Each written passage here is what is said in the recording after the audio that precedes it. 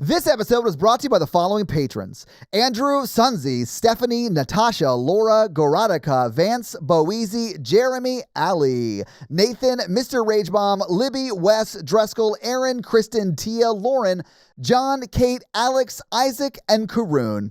And all the patrons want you to know you're a valuable member of this awesome Horror Virgin community. And if you want to hang out with all of us, please do so in the Facebook group where we hang out daily. I woke up early this morning because I hadn't slept enough and was convinced my house was haunted. So there's that. Was this the first time you stayed in the new house? Yeah, it was the first time we slept in the new house. That's how the demons get you the first night. Yeah. All I heard was the demon followed you from the apartment to the house is what I heard. If it starts whispering to Jake and he goes outside to like cut wood for like 14 hours a day, then you got a problem. But honestly, I'll keep an eye on it. I'll keep an eye on it. Yeah. Because Jake's got it. You know what I'm saying? I'm just saying, Yes. Ryan Reynolds also looked his best in that film. Yeah, he did. But then he tried to kill everybody. Might have been worth it. For the abs? Yeah. Yeah. Dude's got some Hawaiian rolls, my man. I think I'm going to do that for Halloween. Just Hawaiian rolls stuffed into the front of your pants, still in the bag. And then just lift my shirt I up honestly, when people...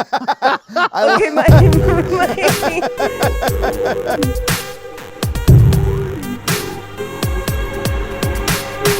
You've got to do it, but you've got to get 3 packs of Hawaiian rolls. Yeah, all the way up. So you got abs and you got back abs and then you got Oh shit! I think we broke Paige. I don't think you can laugh yet, Paige. We can only be medium funny right now for Paige's illness. No.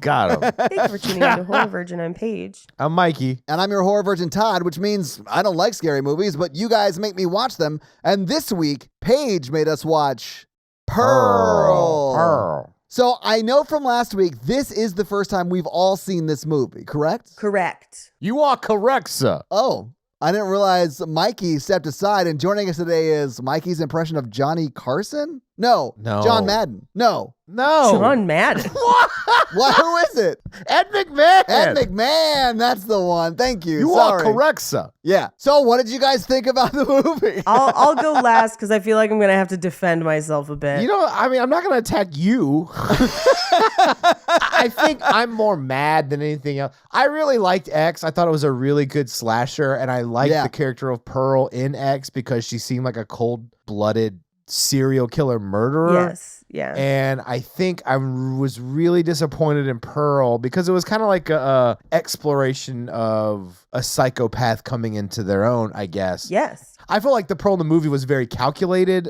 from X, and maybe she gets there between, but I really wanted someone who starts maybe unhinged and goes to cold and calculated. And this was just unhinged. Yeah. I don't know. I feel like the movie kind of justified her actions a little bit, and I didn't agree with it as much. I don't know. I just didn't like it. And I get it, though, because it was, they did X, and it did really well. Then the pandemic was happening, and they're all just together, and they're like, well, we can just make this other movie.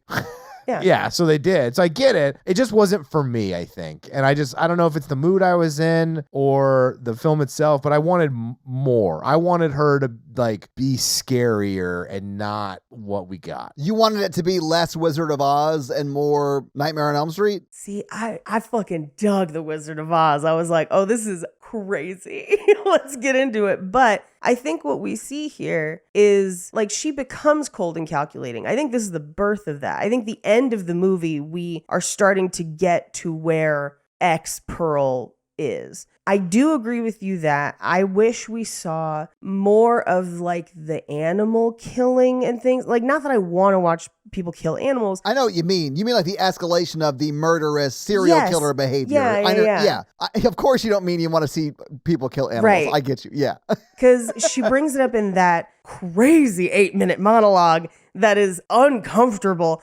But we didn't see a ton of it. And so this is kind of the first time we're hearing about it. And it's a little late in the movie. And I think if you are someone who has studied serial killers a lot, you see a lot of red flags early on anyway. And some of the things that her mom says to her are kind of red flags that, that is coming.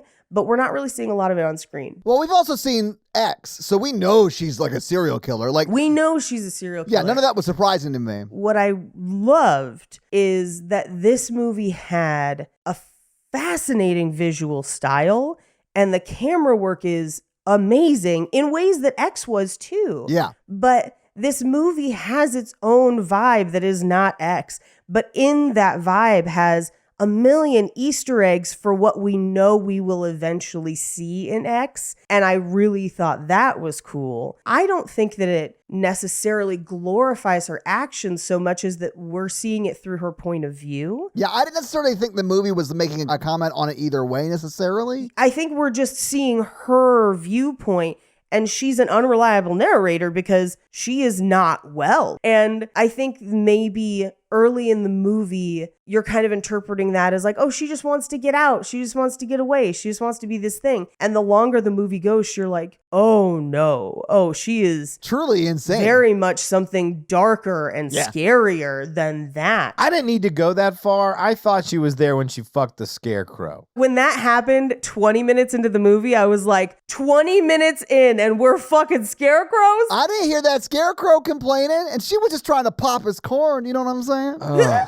But no, Mikey, though, for me, that scene was a huge indicator of like, oh, something is maybe not right here. Yeah, she is an insane person. I know that in the future. I'm just saying, like, watching the film to like, what is the film telling us about it? But some of the choices they made visually, I really loved. I do think that this film really doesn't turn into a horror movie until the third act. And then you're kind of ready for it. But I think we could have layered that in earlier. That would have been really my only complaint. That's kind of what I like the visual style. And I know that this director, I mean, I know that he loves Mia Goth. I mean, like, it's a Mia Goth thing. Oh, and she's great in it. She is great. She is unhinged, but I think the way it's directed kind of takes her side a bit, like focusing on her face while she kills the blonde and stuff of like, I wanted that. And I don't know. I'm having a weird couple of weeks, so that could be it. But like, I think this might be a reflection of where you're at when you're watching the film. But I don't like those kind of movies anyway. There was one that I saw at a film festival that's German. It's the one that that scene in Barbarian is based on. Yeah. The one where the mounted camera, yeah. When it's purely the antagonist perspective and it's not done in like a goofy way. And there's no one to root for. Like, I hate everyone in this movie. Yeah. So like, it's hard to get into it and be like, oh, I care about what happens. I'm just watching this like, well, I mean, I know she doesn't die because we've seen her at 80 years old or whatever in X. Yeah. I think I needed more of a Norman Bates kind of feel to it, where like you get the layering as she starts killing people around town. Like, I wanted her to kill her parents 20 minutes in and then go really unhinged, but get away with it at the end or something. Honestly, Mikey, no, I can totally see that of like, or at least kill her parents by the end of the first act. Yeah. Yes. It wasn't that you were trying to root for her or anything, as much as I was like, these are the pieces we need to get to the end of the puzzle where X starts. And so I found that fascinating. But I think watching this and X as companion pieces together is really interesting. I mean, this is the prequel to it. You absolutely should. And I would say don't watch them in chronological order. Watch them X and then this. Because I think that actually works a little bit better. But I love Mia Goth. I'm like super big crush, and she can act like crazy good. She way outclasses this movie. I can see why Paige likes it, because I've learned Paige's, like, her and I have a little different hard taste, and I can tell what's really going to be into Paige's book. And like, I think X was like a good medium of like me and Paige really overlap in this film. Yes. And then that's why I'm making y'all watch Deadstream next week, because it's like way over on my side. But there's 3 points in this movie where she would be immediately arrested and sent to jail for the rest of her life. if anyone found out. Which they definitely would have found out, because the guy, the projectionists, his car is sticking out of her pond, and there's no way someone didn't see them together in town. Yeah, but they're not going to look for him. Remember, this is 1918. People just skip town all the time. Yeah. She's a woman. She can't murder a man. It's 1918. And he even says, he's like, I'm a bohemian. I leave whenever I want. The person they're going to look for is her sister-in-law. But remember, her sister-in-law lied about where she was, so nobody knows where she was that day. So, like, as long as she hides that body. It was way easier to murder people back then. So much easier to murder people back then. Where'd all the police go? the war. Yes. Yeah. Oh my God. And I realize I'm a history nerd, but when she was reading the paper and they were trying to establish what time period it was for the audience, Yes. and she goes, oh, they just liberated France. And I was like, oh, cool. So it's like August 1944, because that's the only time France has been liberated when cars existed. Right. And it was just wild to me that they got that such an easy fact wrong. Well, I mean, unless World War I had just ended and then they said they liberated No, France. World War I was still going on. That's the war that's going on. But France was not taken over by Germany in World War I. That was World War II. That's like basic history stuff. But remember, they got stuff wrong in X too. The True. same kind of thing. So like with the whole 79 milk carton, like that kind of thing in X. But the other one I noticed is when he has that porno film that he's like, I brought it back from France when I was in the service. Yeah. Which it's 1918, which means that either he would have somehow gotten back from the war super soon, or he wasn't in World War I. He served in the French Foreign Legion years before that. But then, like, how old is he? Because you would be stuck there for years. Like, what is this? Well, when it comes to movie projectionists, how old is he is a question that used to be asked all the time. Because they're like vaguely young, but like also vaguely old. They're like the old person who works at the movie theater. So he's like, Right. 25. I worked there.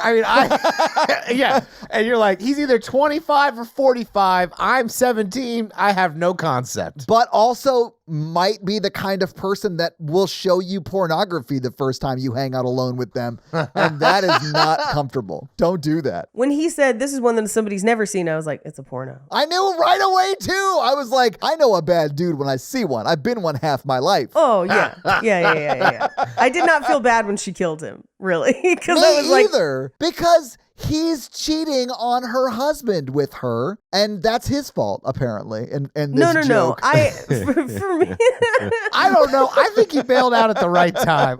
Oh, man, when she started to lose her mind on him and he was like, you're scaring me, I was like, damn right, communicate your feelings, brother. And she's like, I thought you said you didn't have a dog. And she's like, oh, right. The thing in the basement. And you're like, And then she's like, why are you leaving? I'm like, everyone here knows why I'm leaving. there's like 30 times in this film where I would have brought up my I have to poop line and fucking pieced out. Yeah. that is something I appreciate about this film is that so many people are like, yeah, it's time for me to go. Like they like see the red flag and they're like, yeah, I'm gonna get out of here. And then she just chases them down with pitchforks. No, Missy or whatever, like she stayed there for like 10 minutes during that. And I'll be honest, amazing monologue. Mia Goth is amazing in this movie, but Yeah. she should have left 2 seconds into that monologue. And just when Mia Goth opened her eyes, she wasn't there anymore. She was gone.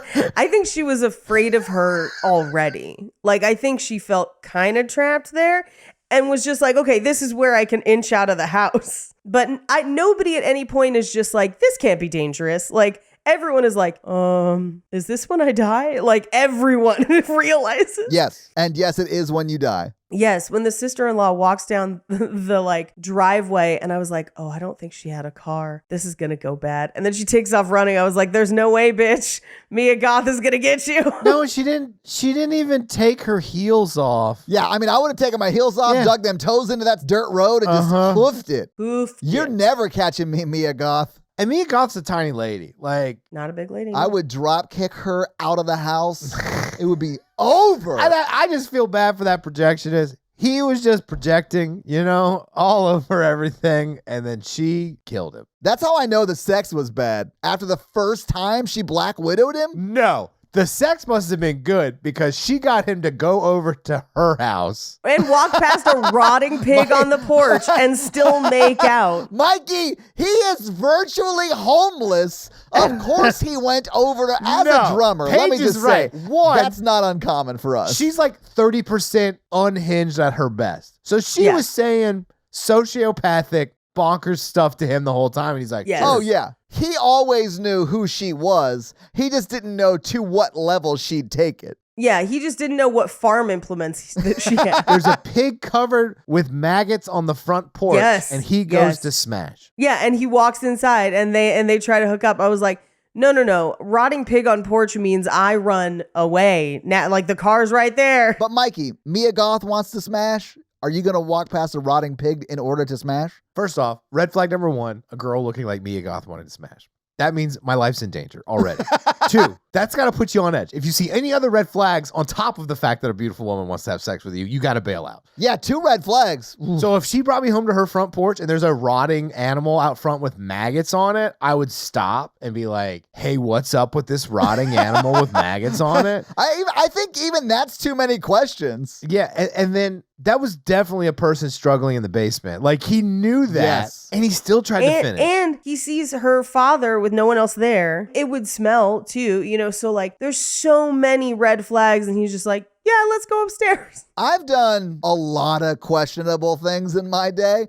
Nothing this egregious, but I sort of understood, what was going on in his mind. Yeah, it's Mia Goth. I get it. Yeah. But it would have stopped me. I would have been like, let's just go back to my projectionist booth. It was a pretty cool projectionist booth. It was pretty cool. I dug it. Yeah. It seemed like a nice little, office / projectionist / bed / sort of jail cell-ish. Porn corner. Yeah, it's fine. I would have preferred a love story between her and her husband after he got back. Yeah, Mikey, that's what I wanted. We didn't get a murder cute in this movie. Like, I wanted their love story, and it just happened to be them sort of falling in love with each other and murder at the same time. He doesn't murder as much as her, but I wanted him to come back, her like being unhinged, and then them start working together and then setting up the film. See, I actually really liked what we got because I think it helped explain his character to me more in X, where he is also trapped and has been trapped for years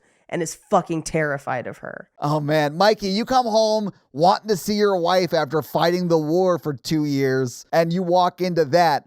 Do you stand in there longer than 2 seconds before you start running out of the house? Like, there's nothing that keeps me in that house. And if she chases me and tries to kill me, I may have to defend myself to the point of killing her. I don't think she would be able to kill her veteran husband if he was afraid of her. Like, that dynamic at the end doesn't make sense to me, Paige. First off, she obviously has some sort of magical device between her legs that lets people just make terrible decisions forever. And I know guys who have done things that they never thought they would ever do because they really enjoyed hooking up with that person, like marrying them and being miserable forever. Yeah, or going to jail. Like, I know some people who have done things for a loved one or a sexual partner that they shouldn't have and ended in jail. I think for me, if you walk in and you see what she's already done to those people, you don't necessarily want to chance it. I would have ratted her out, I think. No, I mean, I would have walked outside and walked out of her life forever. Well, except that he's on foot. And as we've seen, she chased people down with that pitchfork. Like, if he leaves, he dies. He absolutely dies if he tries to leave. I mean, unless she has a gun, no. He's just come back from like 2 years in war. Yeah, starving in the trenches, but she killed the projectionist guy. All she needs is an opportunity. I think she got very lucky in this movie. Like, she just chased someone down the street with an axe. Like, anyone being out in public would ruin that. Yeah, but again, they're not in public. They're fucking miles away from shit. But they're on like a street. Yeah, she was too impulsive. She was too much of an impulsive killer for me. She is an impulsive killer, and I do think that's in X. We're seeing her like refined process. Mm-hmm. Yeah, because she's not that way in X. I mean, she is impulsive, but impulsive and already knows how she's going to cover it up. Yeah, like she gives it some time. She lulls them into a false sense of security because like the guy with the van, that's like where she killed that girl with the axe. Like, it's out in the open. Yeah. So like, she is still impulsive and not necessarily calculating, but she just has learned to cover things up better, I think. Yeah. By the time X rolls around. Yeah. But I mean, that literally is 61 years after this, because that takes place in 79 and this is like 1918? 18. Yeah. Anyway, I'm excited for Maxine. I am excited for Maxine. I don't know anything about Maxine. It takes place in the 80s where the survivor goes on to try to be an actress. Oh, the survivor from X? Yeah. Yes. Okay, cool. Yeah, that makes sense. But it's got heavy 80s cocaine movie vibes, which you bring me back in on that one. Yeah, I think I'll enjoy that one more than this. I mean, I think this is a very specific film and it's not for everybody. So what you're saying, this is the Last Jedi of this trilogy? No, I'd say this is Midsummer. in a way where it's like not everyone likes it, but the people that do get real into it. I'll agree with that. Okay. Yeah. I will accept all of that. I can see why people like it. I just don't like it. Yeah, and for me, this is a unique experience because I don't like pretty much any of Ty West's other stuff except X and this. Yeah. These, for me, I guess, are my Ty West movies. These are by far his best, though. Like, the stuff before X was like... Although I've heard, is it The Innkeepers? we haven't seen that one yet, but I have heard from somebody that one's actually really good, too, but don't know, because I've never seen it. Yeah, I haven't seen it either. Mia Goth and Shia LaBeouf are together? That makes the most sense to me. Like, It does make the most sense to perfectly me. see that couple, yeah. I think it'd be more shocking if you were like Mia Goth and Shia LaBeouf aren't together.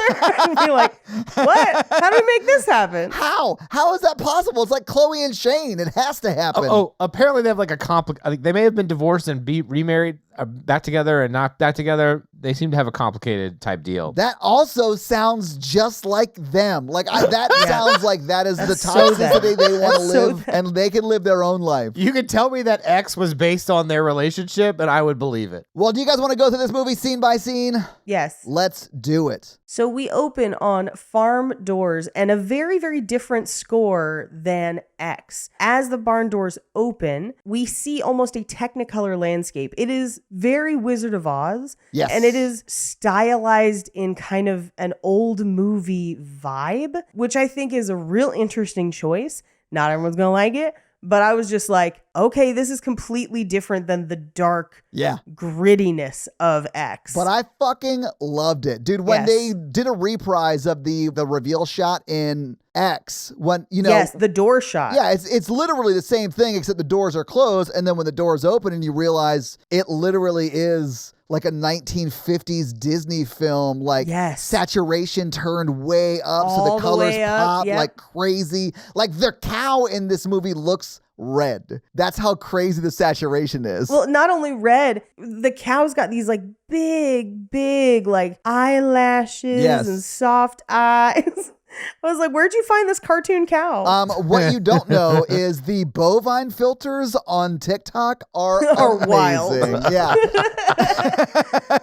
They work on manatees too, and it's real adorable. I really loved that reveal. The cinematographer for this movie also worked on X, obviously. Yes. And that dude is amazing. I forget his name, but I think we talked about him last time. I'll look it up because I want to give him credit. We did. He's great. He's great. And one of the things that they did in this movie is they recreated some of the most memorable shots from X. Yes. But in this like Technicolor vibe. And the longer it goes, so the closer it gets to X time-wise, if you want to think of it that way. In the third act, when this movie becomes darker and grimier. When it becomes a horror movie.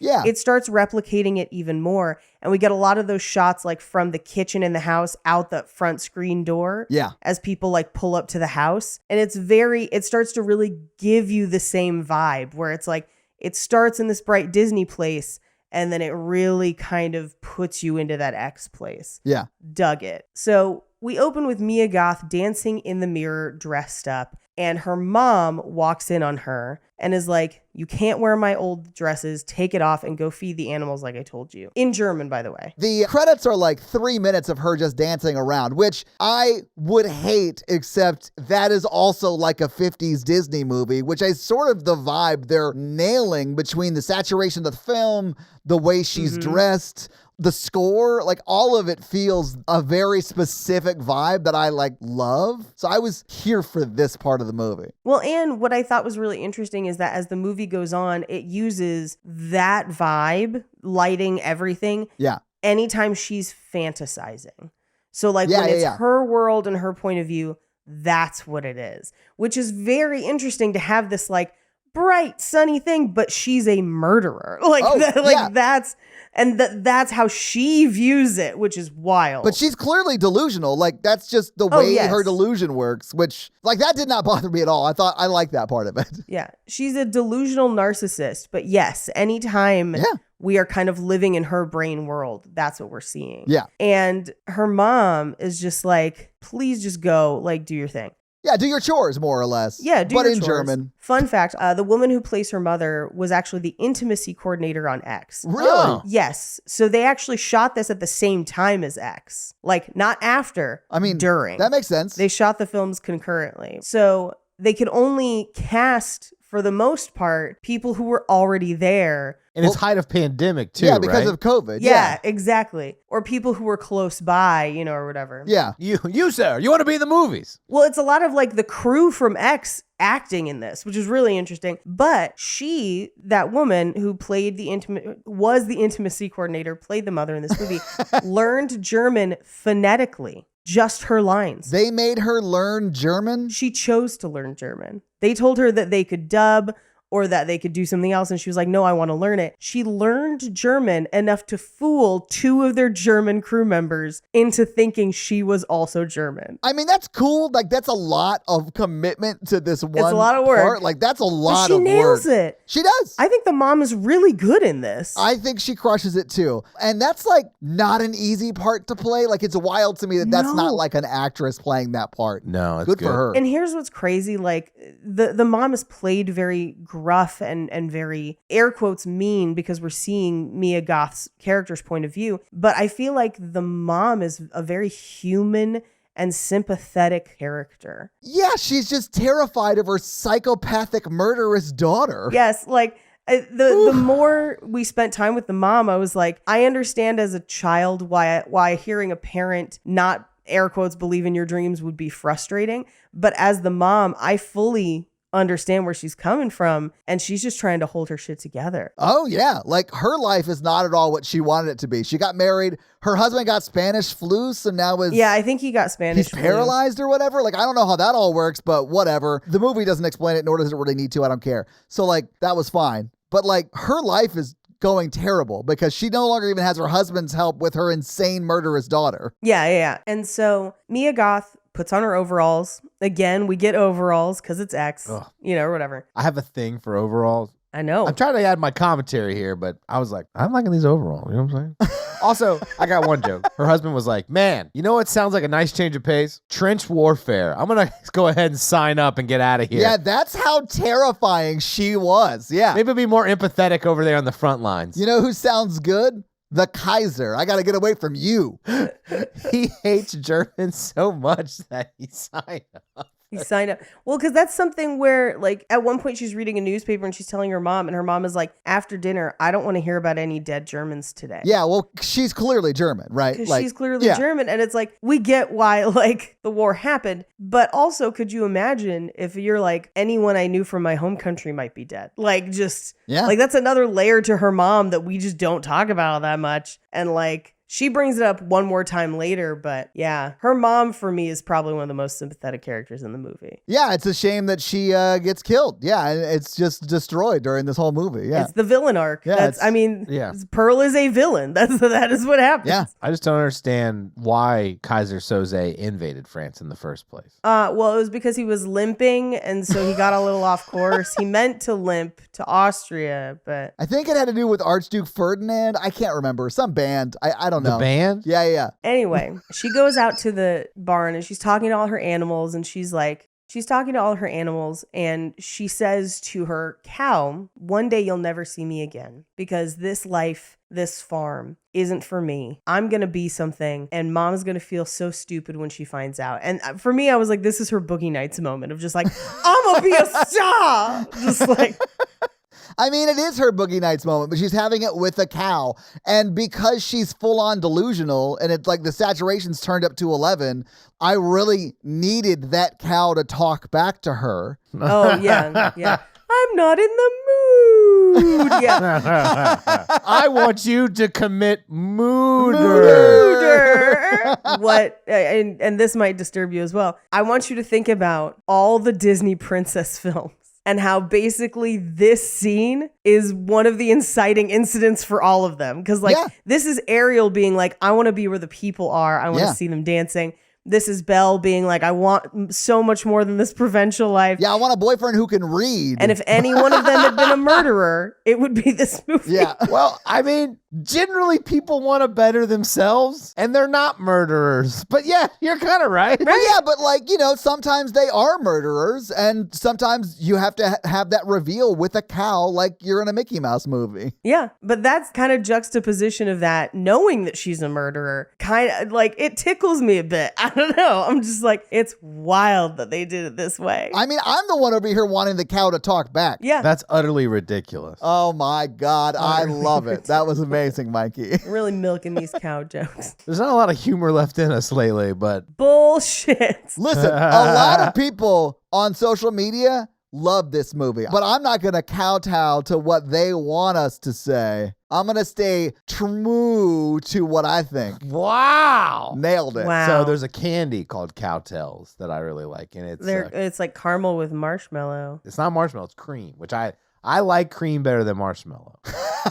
I'm so glad I have that isolated audio. I like cream. Yeah. Mom's gonna feel so stupid when she finds out. And you know that cow was grass-fed because that milk is pasteurized. I don't think you know what pasteurization means. Like, that was the cadence of a joke, but like there Okay. wasn't a joke there. Do you guys get it? Because like a field is a pasture. I do, but like, Pasteurized is also a thing. Yeah, but it's like not grass-fed, It's like a different thing. So it's like a pun. actually, grass-fed usually wouldn't be pasteurized. Hang on, guys. Let's like actually break down why Mikey's joke wasn't funny. So like, what, I feel like people out there, I want to do like an American Idol style, like call into this number and press 1 if you thought it was funny, and press 2 if you're like, And press 3 for a lifeline to understand it. yeah.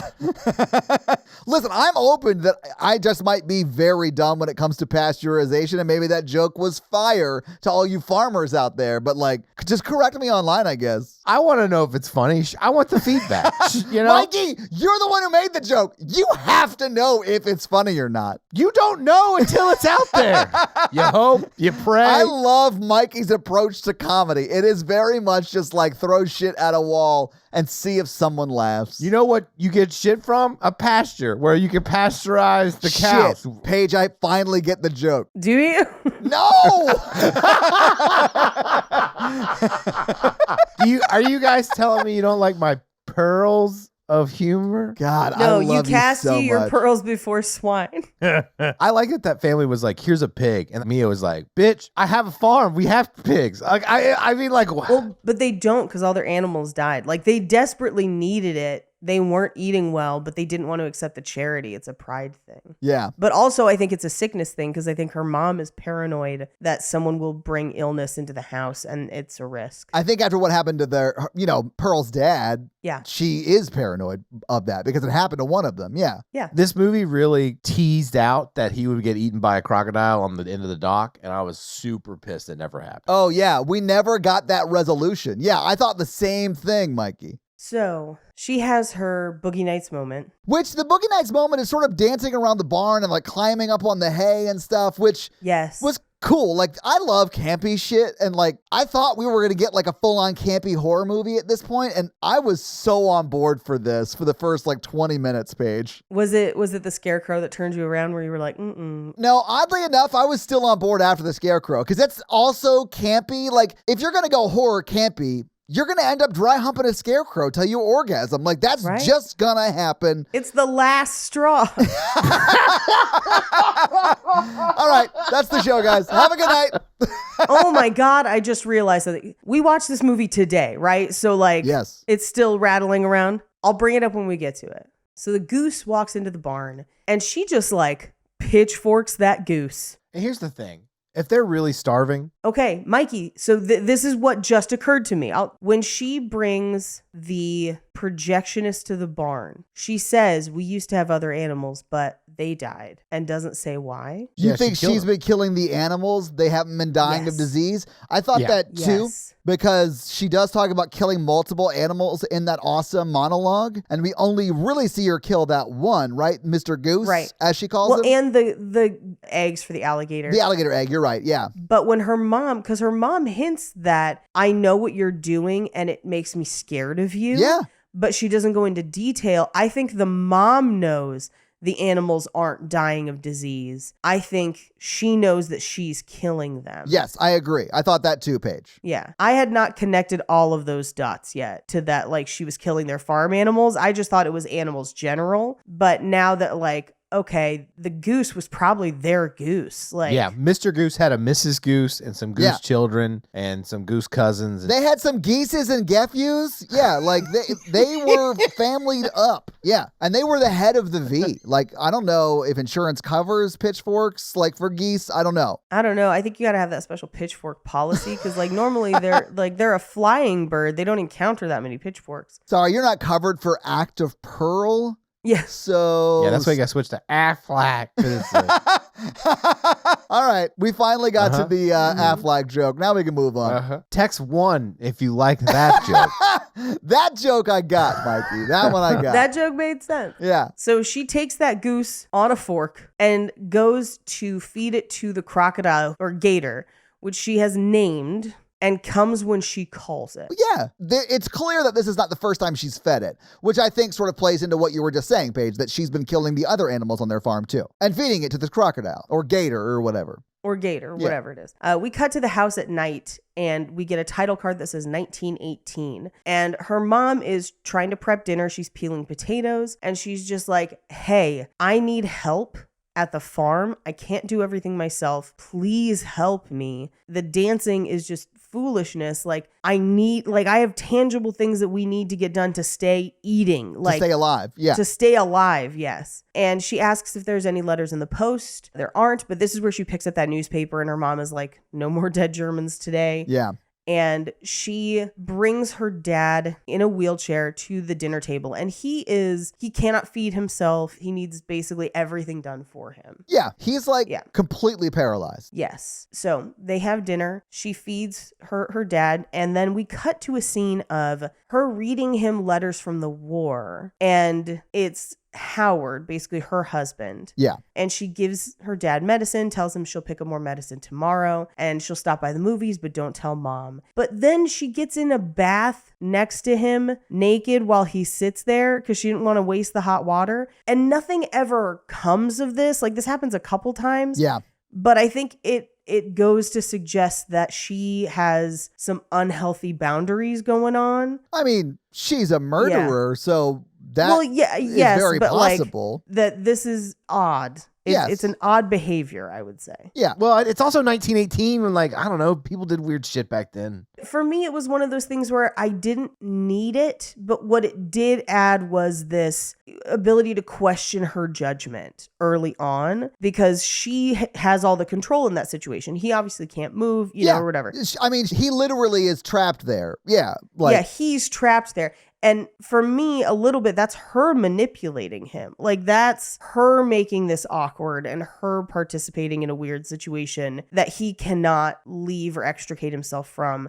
And her mother walks in on it and is upset. Yeah. Clearly upset by it. So it's not like this is like a family thing. Yeah. I think the most he could do is maybe close his eyes because I think he does have that muscular control because I think we see him do that at one point. Yeah. But, like, that's all he could do. He cannot move the wheelchair he's in at all. Right. Just like me. He's powerless in front of a naked, gorgeous woman. Oh, no, Mikey, no. But unlike you, he's powerless to move his body. Like, he's trapped and she can do sort of whatever she wants, which we see her do later, almost choke him to death while he's watching her bathe. She's like practicing. It's it's bad. Yeah. It's hard to make jokes about that part, though. You know what I'm saying? Yeah. Press 1. We don't have a voicemail box or anything. Like there's nowhere where people can call. Yeah. All you got to do to leave a voicemail is call. Mikey, no. I guarantee you it's not a real number. It's 615. Oh, shit. That's my number. That is my number. Okay. All right. Well, I am going to go ahead and bleep that out. And thank you so much, while you're at it, Mikey. What's your social and the last four? What is this, a Twitch stream? I'm not going to give you guys my credit card information. I'm sorry you set me up for that too good. I know. Give it to us so we can buy sausage. I'm just really excited for barbecue next week. Me too. Slaps is going to be great. But you could also leave a voicemail on our Google voicemail, which is at gmail.com. Well, that's just my email address. You can't leave a voicemail on an email address. Just record your voice and send it to Todd's email. He's filtered them all out. He loves to do it. But then do it sexy so he can use Yeah. it like Dipsy. Yeah, do that. Yeah. But I thought it was weird too. You do feel like ick watching most of the film. Yeah. Because her character is very ick. Yeah. So her mom comes in and is kind of appalled, but she basically just tells her the money for the medicine's on the kitchen table, and remember to cover your face and don't be close to anyone because this is the Spanish influenza. And so And no one expects it. no one expects the Spanish influenza. They didn't expect it in 2020 either. Yep. Too soon, bro. Well, it wasn't called the Spanish influenza in 2020, which makes me believe calling it Spanish influenza is probably super racist. It's like when rednecks would say the China virus or whatever. Yeah. Oh God. I was like, guys, it's the everywhere virus right now. No, I mean, yeah, you know what I'm saying. Yeah. No. I know. Yeah. Anyway, but we cut to her going to town in Technicolor again. Yeah. Where she picks up liquid morphine for 2 bits, please. I do love how she like goes to the movies and then like starts to drink the morphine. I was like, yeah, that's what a Yes. murderer would do. Well, because somebody coughs near her, so she drinks the morphine. I was like, now what would be really crazy is if like the next section of the movie got real wild because she was just high on morphine. That'd be awesome. But anyway, as she leaves, she pauses in an alley to look at the playbill for the movies because movies used to have playbills. Yeah. And the projectionist pops out into the alley and is just like, hey, like, do you want a cigarette? You're pretty, you could dance up there. And he's hitting on her, like, clearly. Absolutely trying to pick her up. Yeah. Yeah. Which, I mean, it's Mia Goth. Like, I get it. Yeah. He may not have noticed the ring. Maybe doesn't care. Like, I don't know. She's not really wearing one. Oh, I thought we see her wearing one at one point, but I honestly. At one point we do, but Okay. most of the movie, she doesn't have it, especially when she's doing farm chores and stuff. That's fair. But I think we see it on the way back from this. Yeah, I mean, they do establish that she is married a few times, though. Yeah. But he may not know that at this point. I mean, obviously he does later. He does not care. She tells him right here. Well, that's what I'm saying. He does later, but doesn't care. So, I mean, clearly it doesn't matter. Yeah, he doesn't care. The only thing I noticed in this shot was the big pink pipe out of the side of the I saw movie that. theater. I was like, okay, that is the coolest pipe ever. Yeah, symbolism. I know, right? I mean, there's no way they didn't paint that, right? I mean, they could have, because the whole town is like candy colored. Yeah, exactly. Which I kind of love. Yeah. Which, like, for most of the farmhouse and stuff that they've been doing a lot of this in like post-production or light tricks, right? Yeah. This is one of the few times that we see a set outside the farm that is not just done with light tricks. It is made to look like candy. It's really interesting. It is. But he invites her up and she says no. But he cuts out a frame from the movie she saw because he's the projectionist. So he'll just splice the scenes back together and one frame will be missing. I once had a projectionist do this for me. Yeah. Wait, really? Uh-huh. Back in the day. What frame do you have? It was a scene from one of the Harry Potters on IMAX. It was the IMAX because the IMAX still used So film. the big old film. Yeah, and it was bigger, so you could it was cool. I had it up in like my college stuff. What did you do with it? Wow, that's very cool. I lost it. That's also really rare because projectionists stopped splicing like forever ago. Yep. It was like 2005, 4, 6. Jeez, that's crazy. And you just lost it? I lost it. Man. Probably worth a lot of money. Yeah. Anyway, she rides home on her bike and the cell flies out of her pocket and she tries to find it, but there's no hope. So she finds herself in a clearing in a cornfield. I mean, I love that he gave her this thoughtful gift and then just like Mikey loses it immediately in a cornfield. It's not the only thing she loses in the cornfield. I get the feeling she's lost it with this corny dude before. I mean, well, we know she's married, so I think there have been at least one dude before. Well, I just mean she has definitely done this with the Scarecrow before. I just don't know if she's ever had a corn cob like that. You know what I'm saying? Anyway, she finds a clearing. She finds a scarecrow. She takes it down and proceeds to ride it. I mean, they have a dance. They have a. That's true. They do dance. They have a whole little courtship that goes on, and then she seals the deal. We really need to talk about something on this scene. Do Okay. we? Yeah. I can't imagine what. This poor farmer who makes conservatively the best looking scarecrow I've ever seen. Oh, Mikey, he put so much time into it. So much time and effort into it. Yeah. And it was like a work of art and love. Like, this man stuck at a farm. He's living his own movie. Like, his movie's like Hank or something, where he's wishes to be an artist. and the only outlet he has is to build this scarecrow. Yeah. And then he comes in the next day and some girl has torn it down and shredded it in the field. By humping it to completion. Yeah. Yeah. He's like, why is it completely intact instead of just the pelvis is just straw? And it's just left up to Hank to make another one for her to sexually assault again. For her to corn cobulate with.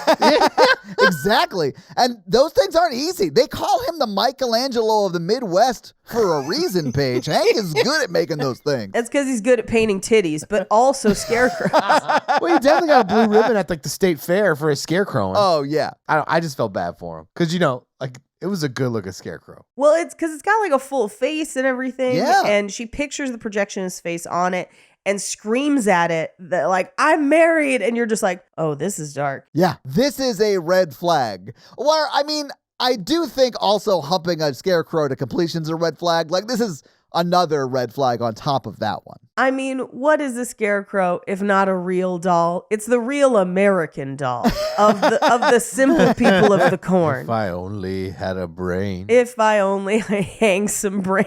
Wait, do you think she's pregnant after this? With a little corn dog in there. Yeah. It's got its father's ears. I don't know. I feel like that's a straw man argument. Oh. Anyway, she takes his hat.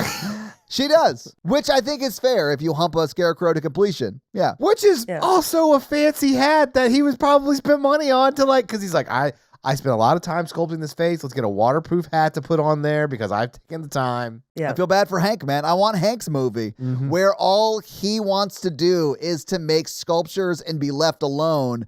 But Janice is coming back from the big city because her uncle died and now she has to take over the Christmas tree farm or whatever, and Hank has to show her how to manage it. No, here's what I want. Quirky Netflix documentary where we cut to Hank and he's like, I make Nebraska's premier artisanal corn erotic sculptures. Or Texas. It's Texas, right? Yeah, they're in Texas. That would be the show now. I mean, Yeah. 100%. And then we like cut to, he's like, here's a room in my house where I keep my prototypes, and it's just so all corn. This is my corn fleshlight. I call it the corn cobber. I've got a pretty serious corn addiction. Let me show you where I keep it. I call it Corn Hub because it's where I keep all my corns. I've been involved in making cornographic films since the late 80s. This one from our casting couch series stars Mia Goth. Just like, Well, yeah, I'm a recovering corn addict. Mikey just couldn't stop himself from popping off left and right. yeah. I still can't believe a woman at your sorority got her microwave privileges taken away for almost burning down the house from popcorn. Sorry, that just popped into my head. Yeah, multiple times. And then she couldn't come with us when we went to the AVN Awards, the American Vegetable Network Awards. Yeah. And the winner for most confusing vegetable, tomato again. This year, not a fruit. Still not a fruit, guys. And the award for best pop shot in a microwave goes to Corn Hub. Gosh. I love how we're the kind of friends that will set up a very dumb premise and just yes and each other until we get from her in a field humping a scarecrow to the AVN Awards, but it's vegetables instead of porn. Yes. I think you mean corny premise. Yeah. Okay, I mean, yeah. You know, most theaters have corn if you ask the right person. Namely, the guy behind the concession stand. The ageless projector it is. Uh-oh, you got her. Yeah, there she goes. We got it. We got it. You crossed the threshold out of medium funny to high funny, and that Yeah, just- we got it. it's just too much. It's too much for Paige. We got to pop this on just like low for 10 minutes. That was a full-on spit take. She just spit water out of her mouth, Mikey. Anyway, great form on that scarecrow. Yeah. Do you know this was his first cornographic film? He looked like a pro. Scarecrow? Yeah, he A was definitely a scarecrow. scarecrow, bro. Anyway, In the teens, the wild 1918s, they needed internet. So all other Oh, stuff. they needed any form of entertainment. When your church is pulling together dancers for entertainment purposes, you're in a bleak time for entertainment. yeah. And sending them on a tour. I can think of nothing more boring than watching church ladies dance at church. Well, have you ever stared at the sky in your field? Because that's all, it's your other choice. Well, yeah, that's what I mean. Like they're just so hurting for entertainment. Anyway, so she grinds on the scarecrow. She comes home late and her mom is like, where the fuck have you been? And she's just like, nowhere. Like, you been watching that vegetable corn? No. You fucked the scarecrow again, didn't you? Smell like popcorn. There's butter all over you. Mom, smell my fingers. What is that? Why do you have dried butter all on your face? I told you, you don't yearn where you churn.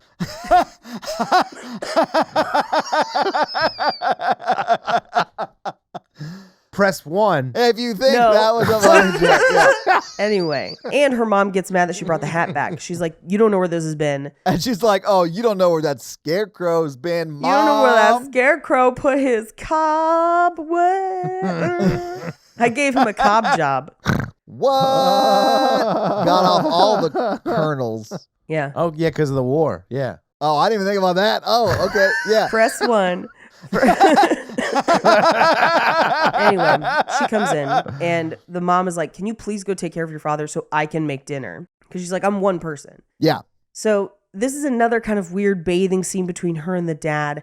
And this is where she like pinches his hand. Yeah, she's like fucking with his face and like starts to choke him and stuff. Yeah, because she's clearly feeling it out. Like, Oh, definitely is. Yeah. so we cut to dinner and her mom is like, where's the rest of the money I gave you? There should have been 8 cents left over. And she's like, oh, I must have bought some candy. And she says, cool, then you don't get dinner. Yeah. Because like we don't have money. And she's married. She's supposed to be an adult. Yeah, I got that she was like 20, 21. So like still Yeah. young, but like, husband's off in the war, But like it's like 40 in 1918 or whatever. Yeah, I mean, you're not wrong. She probably could have gotten married at like 16, I bet. Wait, where are they? Texas? They're in Texas. Texas. She can get married at 16 now in Texas with like a doctor's note or whatever. I prescribe you one marriage, stay home from work for 1 week.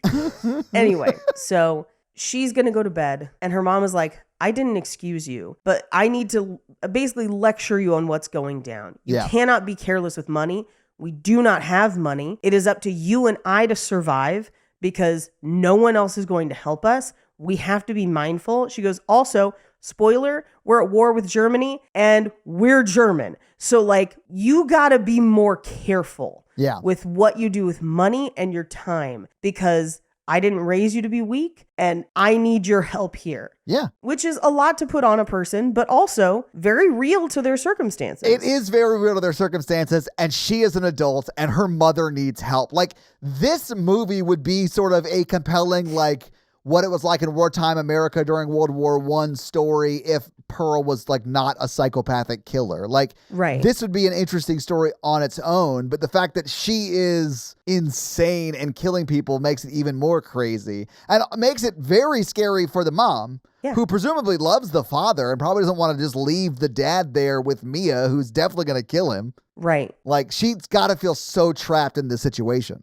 Absolutely. And how insulting must it feel for Mia Goth's character, who still has some freedom, who still has a husband who is potentially alive. She still gets to go to town to do all of this stuff. Yeah. For her to be like, I'm trapped because of you. Yeah, Like, well- that is what sets off their fight later. But like, oof, magoof, what a slap in the face. But like, also, why didn't Mia just go? Like, at every point in this movie where she could choose like the path of least resistance, Yeah. she always chooses what's more difficult for her. And that's what made me mad about this script. Because I was like, none of this makes sense. If you were actually a murderer, you wouldn't do it this way. Well, as the great and wise Blade once said, some motherfuckers ice skate uphill.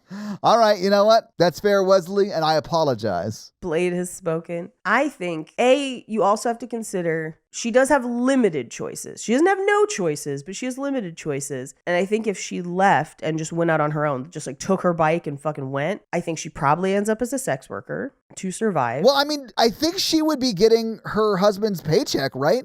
Or at least some of it. But where? Like if she's not at the house, how's she gonna get that check? I don't know. Contact the U.S. government and be like, hey, I moved to this address. But if you don't have money, you don't have no address. Like, that's the thing. Like, so there are things to think about if she leaves. I'm not saying she couldn't. I mean, she could plan ahead, though. She could, like, I don't. Yeah. I mean, we don't ever address any of that stuff. So, like, I honestly don't know if she gets any of her husband's paycheck. That's, like, just speculation because I don't know, like, she might not be. So that might not even be a way out for her. Well, she can't have a bank account, remember?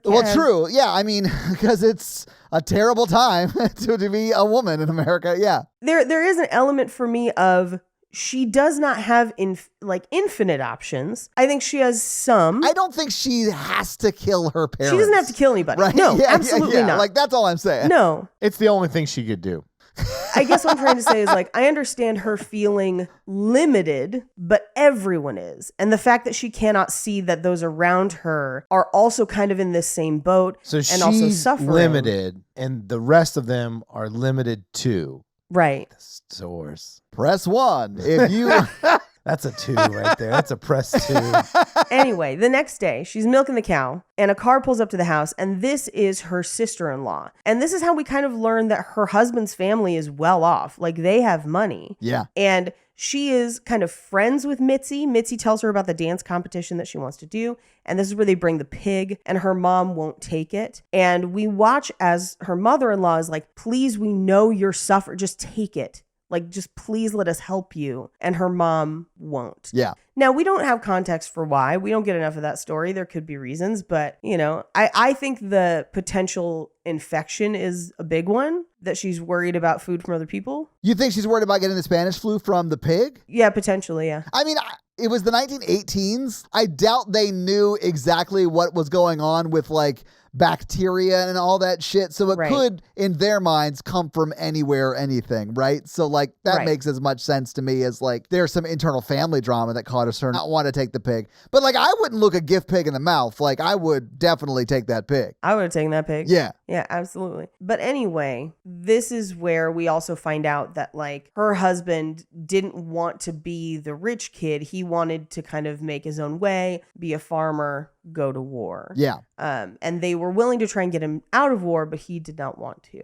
Yeah. So they leave to go drop off more pigs because apparently they're rich enough to have multiple and drop them at people's houses. They're rich enough to have multiple giveaway pigs. Right. That's rich. I don't have multiple giveaway pigs. Nope. So Mia Goth goes back to her room and pictures herself dancing because now she's got to try and find a way to get to that dance audition. Yeah, because she's decided that's her big break to movie stardom. Yeah. So that night, she kind of secrets her way through the house to get a dress and a top hat and rides into town to the theater to meet with the projectionist. And she tells him about the audition. I feel like this is kind of her only friend because outside of Mitzi, she doesn't really seem to have anyone to talk to, And here's the thing. I think if she was helping and would talk to her mom, I think her mom would talk to her. But I think there's a strained relationship because her mom is terrified that she's a serial killer. I think it's all because she's a psychopathic, narcissistic serial killer. Yeah, people avoid her or are killed by her. I mean, the 2 people you mentioned that she talks to in this movie, actually 3 people. She kills all everyone. Of them die. Yeah, she kills all of them. Yeah. But I like a woman in a dress and a top hat. That's like a new awakening for me. I honestly have never seen a top hat rocked like this. I wasn't not into it. I don't hate a top hat. You know what? I feel like that's one of those ones where, like, it's a statement for sure. Oh, yeah. So you gotta, like, just own it if you're gonna pull it off. You gotta have it with confidence. You know what I'm saying? Like, yeah. But she does. She looks great in it. I mean, the projectionist is super into it. He was cute. I get it. Anyway, so she's just kind of talking to him, and he's clearly trying to hook up with her. Yeah. I mean, he shows her porn the first night they hang out. This is that night where he's like, let me show you something that nobody else has seen. And it is, by the way, this is a real historical, like, porno movie. This is an old film. Oh, wait. From the time. Really? Yes. Okay. All right. Yeah. It's called, the pornographic film shown is A Free Ride from 1915. A real vintage stag film. The film's production is the subject of some debate. It surfaced in the 1970s and was at one point sold by a shady distributor as a hardcore film from the 1915s. but a silent film historian has posited that it was actually probably made in the early 1920s. Okay. So it technically was probably made a little bit after this movie takes place. But Right. either way, it is an old vintage porn. That's interesting. It that is an old vintage porn. I didn't realize that we had that kind of stuff from back then. Oh, yeah, dude. There's tons of it. There's cave drawings of boobies, man. Well, I don't That's mean like that. I mean, like, I did, that's an early time for videography to begin with, So there's porn as early as there is film, just period. And a lot of it, because a lot of film cameras, like while they were making commercial ones, there were also some available for like hobbyists. Yeah. And it was very, very easy to do that if you had a developing room. But it was illegal to film sexual acts for a long time. But there are like a lot of it survived too. So there's a lot of like, you could go screen a bunch of vintage erotica if you want to. It's kind of fascinating what people found titillating at the time versus now. But yeah, there's tons of silent era porn out there. Interesting. Anyway, she does not take the bait. No, not really. Yeah, she's like, I don't like reality. I don't like where I live. And he's like, so leave. And she's like, it's not that easy. And he's like, there's a road out front that takes you straight to New York. Yeah. And she just goes, well, when mom and dad are gone, then I could do what I want. And he's like, what if that's too late? And she's just like, if only they would die. And he just says, I'm sorry, what? Yeah. Like, I beg your pardon. And she's just like, nothing. It was just nice to talk to somebody for a change. So, like, I'll see you around, I guess. And the fact that he still tries to smash after that very troubling conversation Yeah.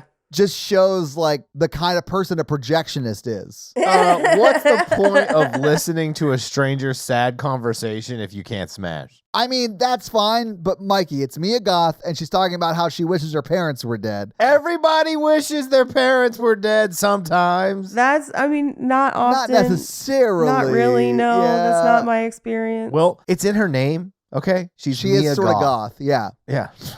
that's fair. But she says to him as she leaves, she's like, do you really believe it? Do you really think I could be in the pictures? And he says, hey, I'd watch you in one of the ones that like we saw like right now. Like hint, hint, hint, wink, wink, nudge, nudge. I like how he answers. Yeah. He's like, yeah, I'd record you.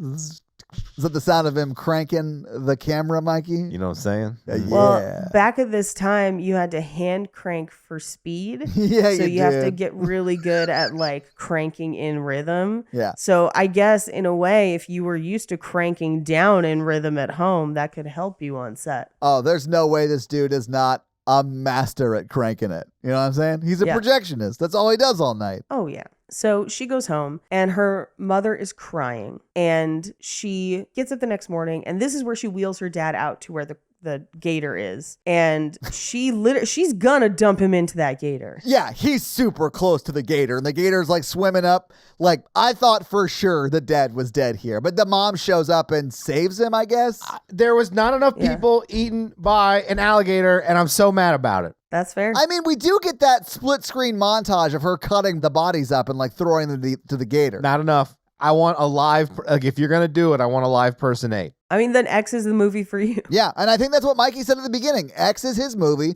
because Brittany Snow gets eaten by a gator. Yeah. Mhm. And this movie just teases me over and over again with different people and animals on this dock, and only a goose gets ate. I need to run to the restroom really quickly. I'll be right back. Do you think we're waiting here for Paige to take her Her first inaugural shit Yeah, I at her think first so. house? And I'm so happy about it. Honestly, Mikey, I'm just thrilled that we're having this moment together with her, even though we're Mhm. not in the bathroom with her. I wish she would have taken her laptop. There we differ, but I'm just honored to be waiting on the Zoom call while she kerplunks the first time in that new house of hers. Plop, plop, plop. Okay, neither you nor Paige mentioned this, but a few episodes ago, I said something like, we got to power through this turd. And both you and Paige went, like made that sound. Yeah. So I went and got the sound of a turd hitting the water and dropped that sound effect in. So it sounds like you guys are taking a shit.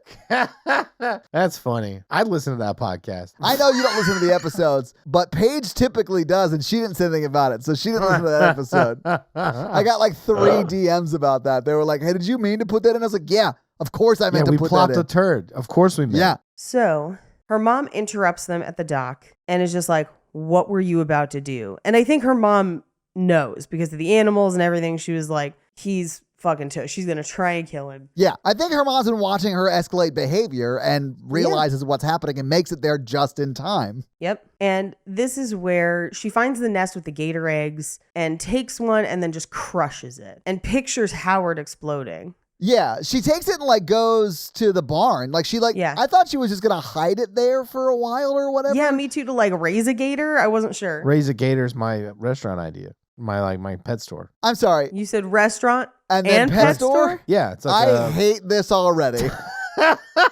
You just bring them back after you raise them, and then. By the way, Natalie listens to our Pray for the Devil episode, and she came home and she was like, "Did Mikey really say he would have come over and drop kicked Pupcake to death?" And I was like, yeah, I think he either said that or that he was going to drown her in a kiddie pool full of holy water. Yes. But either way, yeah, he talked about murdering our dog. It's not a crime because they're not people. I don't think that that's true, right? No, it's definitely a crime. Yeah. I'll see you in court. Kangaroo court. And you know I can beat that. No, you cannot. There's Your no Honor, way. may I approach the bench? Oh, you think you fucking can? I so much just want to get this shit kicked out of me by a kangaroo for some reason. I would love to see it, honestly. For charity or something, just like watch my ass get beat. Just Mikey and a kangaroo in a boxing ring, both wearing boxing gloves. Just think about like every 2 minutes I'm in the corner, you guys are like spraying water on me, like wiping out the blood. And I'm like, I can't see his hook coming at me. And I'm just over there like his cut man, like, you got it. You got this, Mikey. You got it. You got it. He drops his paw before he throws the haymaker. Watch out, he can balance on his back tail. Mikey So can. can I. Kangaroos? Never. Yeah. I glued a tail to me for this fight. Just streamers. Anyway, her mom confronts her about the movies at dinner. Yeah. And she's like, so you went and sat in the movie theater. You didn't buy candy, which means that you could have infected us from being around other people. Yeah. So you need to go sleep in the bunkhouse, which is basically the room above the barn. And this is where she's like, whatever, there's a dance audition in town and I'm going. And her mom is like, no, you're not. And she's like, yeah, I got to find out if I'm good enough. And she's like, good enough for what? And she just says something more than this. And then her mom lays into her and is like, Yeah. I don't know how you can be so ungrateful. Do you not think that we have sacrificed so much for you to have even this and it is not good enough? And she's just like, whatever, I'm only young once. And then her mom gets real and is like, do you think I didn't have things and dreams that I wanted? Sometimes you don't get to choose. You don't always get what you want. Sometimes you need to take care of what you have. And this is where she goes into, I've seen the things that you've done. Others won't notice, but I know who you are. And I know to be frightened of you, of basically what you're doing. Yeah. So you can't always get what you want, but you get what you need. Yeah. And what I need is Just to more murder. corn cobs. Oh, okay. oh. That's what the Beatles were talking about when they sang that song. Yo. Yeah. All you need is cobs. Dun, dun, dun, dun, dun. My question to you two, would you eat an alligator omelet? Absolutely. I've had gator. Omelet. She took the eggs, she cooks them up. Yeah. Eggs and egg. Oh, I'd try it. Yeah, I'd try it. They're probably not fertilized, right? Because there's only one gator in the lake. I don't know. How you like your eggs, girl? Fried or fertilized? Gatored. That's where you put up a baby gate and you have to hurdle over it. And the one who hurdles over the most gets to be on top. A lot of work. You know what? A healthy sexual relationship is work. Yeah, Mikey. I'm not gonna have a contest to be on top. Like, oh no, I lost. We both tripped over the gate. I'm not even going to make you a quesadilla because I put in no effort. It's a microwave quesadilla, Mikey. It's the least you could do. Press 1 for quesadillas because it's only like a minute and you just need to melt the cheese. They're not staying over. I'm not giving her one of my quesadillas. He's not having sex with her and catering, Paige. Also, you should make them on a stovetop. They taste better. A stovetop? What are they, married? I'm just gonna order Taco Bell from Uber Eats and call it a day. Give me some cinnamon twisties. Yeah, but she's got to leave before the driver gets here. It's a contest. Like, can you get her out of the house before Uber Eats arrives? If not, Aw. you have to give her half your quesadilla and Mexican pizza. She can't touch my Mexi Melts, though. I'm hungry. Me too. Me too. But her mom is basically like, you're not well and you're going to hurt somebody. And I can't let you leave this farm again because I can't verify that you're not going to bring back sickness to us or hurt somebody on the outside. Yeah. And I have a lot of regrets and my life is tough, but like I need to defend the world against you, and picks up the knife on the table and just says, oh, should I just kill him for you? Because that's what you want. You wanted to kill him. Yeah. And she's confronting her about it and says basically like, if you want to leave, go. And when you fail, and you will, remember what it feels like. Because that's what I do. That's how I feel every time I see you, which is a harsh ass thing to say to a person. It is, but like deserved, right? Like, I mean, and this is where they get into a slap fight. And the mom is just like, you're not better than me. Which is true. She's not better than her. The mom is way better than Mia, and the mom's terrible. But I do love during that conversation when they're like, when the mom is like, you want to kill him, I'll just kill him for you or whatever. And they cut to the dad who's just like doing the best eye acting I've ever seen. Because he's like, oh my God, I can't fucking move. Oh, that would be terrifying, man. It'd be so scary. They slap fight into the fireplace where the mom catches on fire. Yeah. Unfortunately, she's got some sort of polyester blend going on. Yeah, for skin. Yeah, and she goes up unprovoked. Like, it unprovoked. She's like, insane. Damn it, I cooked all of this potatoes in gasoline oil and it spilled all over me. Oh no, I cooked all of the potatoes and also the evil spell book from Hereditary. Oh no. And this is way before they invented stop, drop, and roll. So she just stands and let the flames overtake her. Yeah. Which was the old name of it, which just did not work well. Stand and let the flames overtake you. Yeah. It honestly wasn't as catchy. I mean, it's a banger church hymn, but it's a really bad instructional guide on what to do when you catch on fire. She goes up so fast. I was like, damn, girl. You used too much hairspray this morning. Inflammable means flammable? What a country. Like that kind of, that's the level of flames that we're talking about. It's unfortunately a methane farm, so. She indeed smelt it and dealt it, so really this is on her. Anyway, Pearl does put her out with water, but by then, her mother is covered head to toe in burns. Well, that's what her mom gets for giving her the 3rd degree. Thank you. Good night. Press 3 for 3rd degree. So she puts her down in the root cellar and just leaves her there, which like slowly dying from burns all over your body would be so excruciatingly painful. Like, oh. Yeah, or unintentionally hilarious, like Will Ferrell in that Austin Powers movie he cameoed in, where he's just like under the floor. I'm very badly burned, but I'm not quite dead yet. I haven't seen that movie in forever. I forgot that happened. It's an old reference, sir, but it checks out. Yeah. So she runs out, just leaving her dad by the dinner table, just abandoning him. Well, where's he going to go, Paige? Yeah, exactly. But so she goes to see the projectionist, and we have like a little, like a dream sequence flashback of her dancing. Yeah. But she sees her parents in the audience with part of her mom's face burned off. Yeah. Yeah. It's okay, though, because it wasn't her good side. Well, not anymore. Yeah. Well, because she hit like 6 instead of just using the popcorn setting. And that's why she doesn't have microwave privileges anymore. Well, then her mom turned to the guy next to her and was like, just use the name they used to call me at the quilters meeting. He's like Two-Face? Oh, God. Quilters meeting? I don't know. I'm trying to like, what's the farm version of Eternal Affairs? Use the name that they called me at the Farmers Bureau. There you go. 4-H meetings. I mean, it does look like she just walked out of the Triangle Shirtwaist Factory fire. That's all I'm saying, you know? Yep. To use a topical reference of the day. Mm-hmm. Shirts aren't even triangle shaped, whatever. Not anymore, because they're flammable when they're that shape, Mikey. Yeah, it's the shape that makes it flammable. So she wakes up and she's like, I have to practice my routine. Do you still think I'm pretty enough? And he's like, yeah, of course. But let me drive you home. He's like, we just smashed. Of course I think you're pretty enough. Yeah. You're so pretty. But he's like in that post-nut clairvoyance time period. Yeah. So like at this point, he knows if she ever lies to him about a dog, then he's in trouble.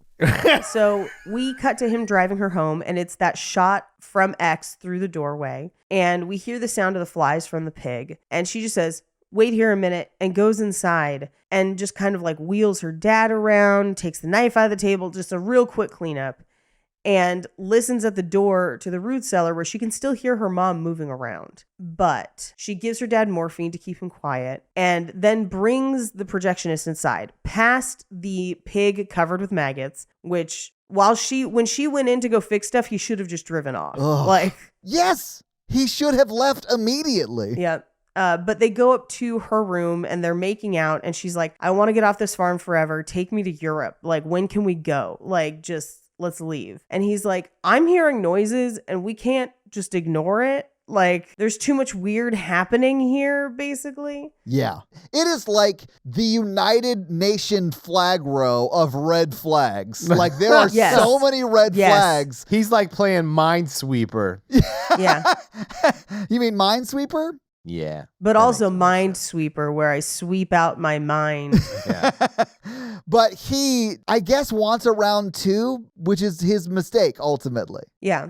So they go downstairs. She stops him just before he gets to the root cellar. And she's like, here, I want to show you something. Here are all my animals. But some of them died. And he's like, what's your dog's name? And she's like, oh, I don't have a dog. And he's like, but you just said you did in the root cellar. And she was like, yeah, right. I'd be like, time to go. Well, and that's what he does. Like, that's what he says, more or less. Yeah. And she starts to lose her mind. Like, when he says, you're scaring me. Like, I was like, that would terrify me if someone lied to me about anything really right after we smashed and then started yelling. I'd be like, oh, this is very uncomfortable. Yeah, it would be awful if someone lied about something after you smash. Like, I'll call you.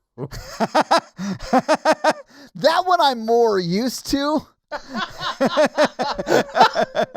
But I'd rather be ghosted than turned into a ghost. Right. Mia Goth's version of ghosting is not my kind that I'm into. It's pretty intense. Not really into either of them, actually. But so as he literally makes a run for the car, yeah, we watch her grab the pitchfork. And this is one of the coolest shots in the movie because, like, he makes it to the car. He's got a pretty big lead on her. And the camera circles the car. Yeah. And by the time it comes back around to where you would think you would see her about to kind of ganging up on him. Like, get up behind him. Right. Yeah.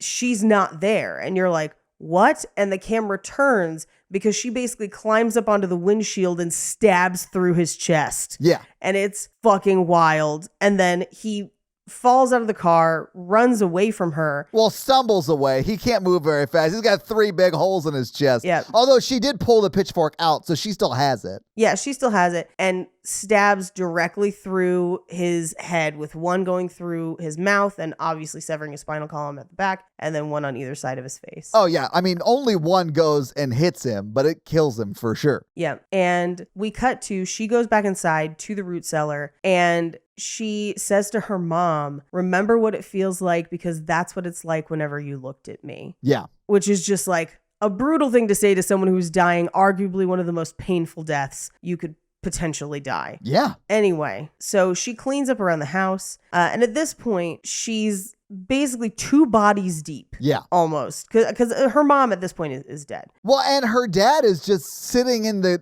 dining room still, like having all of this just transpire. He's just like sitting there terrified. Yep. And so she picks a dress and is about to go to the audition, does part of her dance in front of her dad, and then grabs the pillowcase. And I was just like, oh no. Yeah. And you just watch his eyes because he knows what's up. Oh, yeah. And she smothers him. We cut to a montage of her hiding bodies. So she's like pushing the car into the swamp. And it does sink down kind of like the car in X. So I would assume that eventually it'll sink to the bottom. But I don't know how many cars they could manage to put in that swamp. I mean, there were like, I think 60% of that car was still sticking out of it when she left. Well, you guys don't know this, but that alligator loves to eat cars.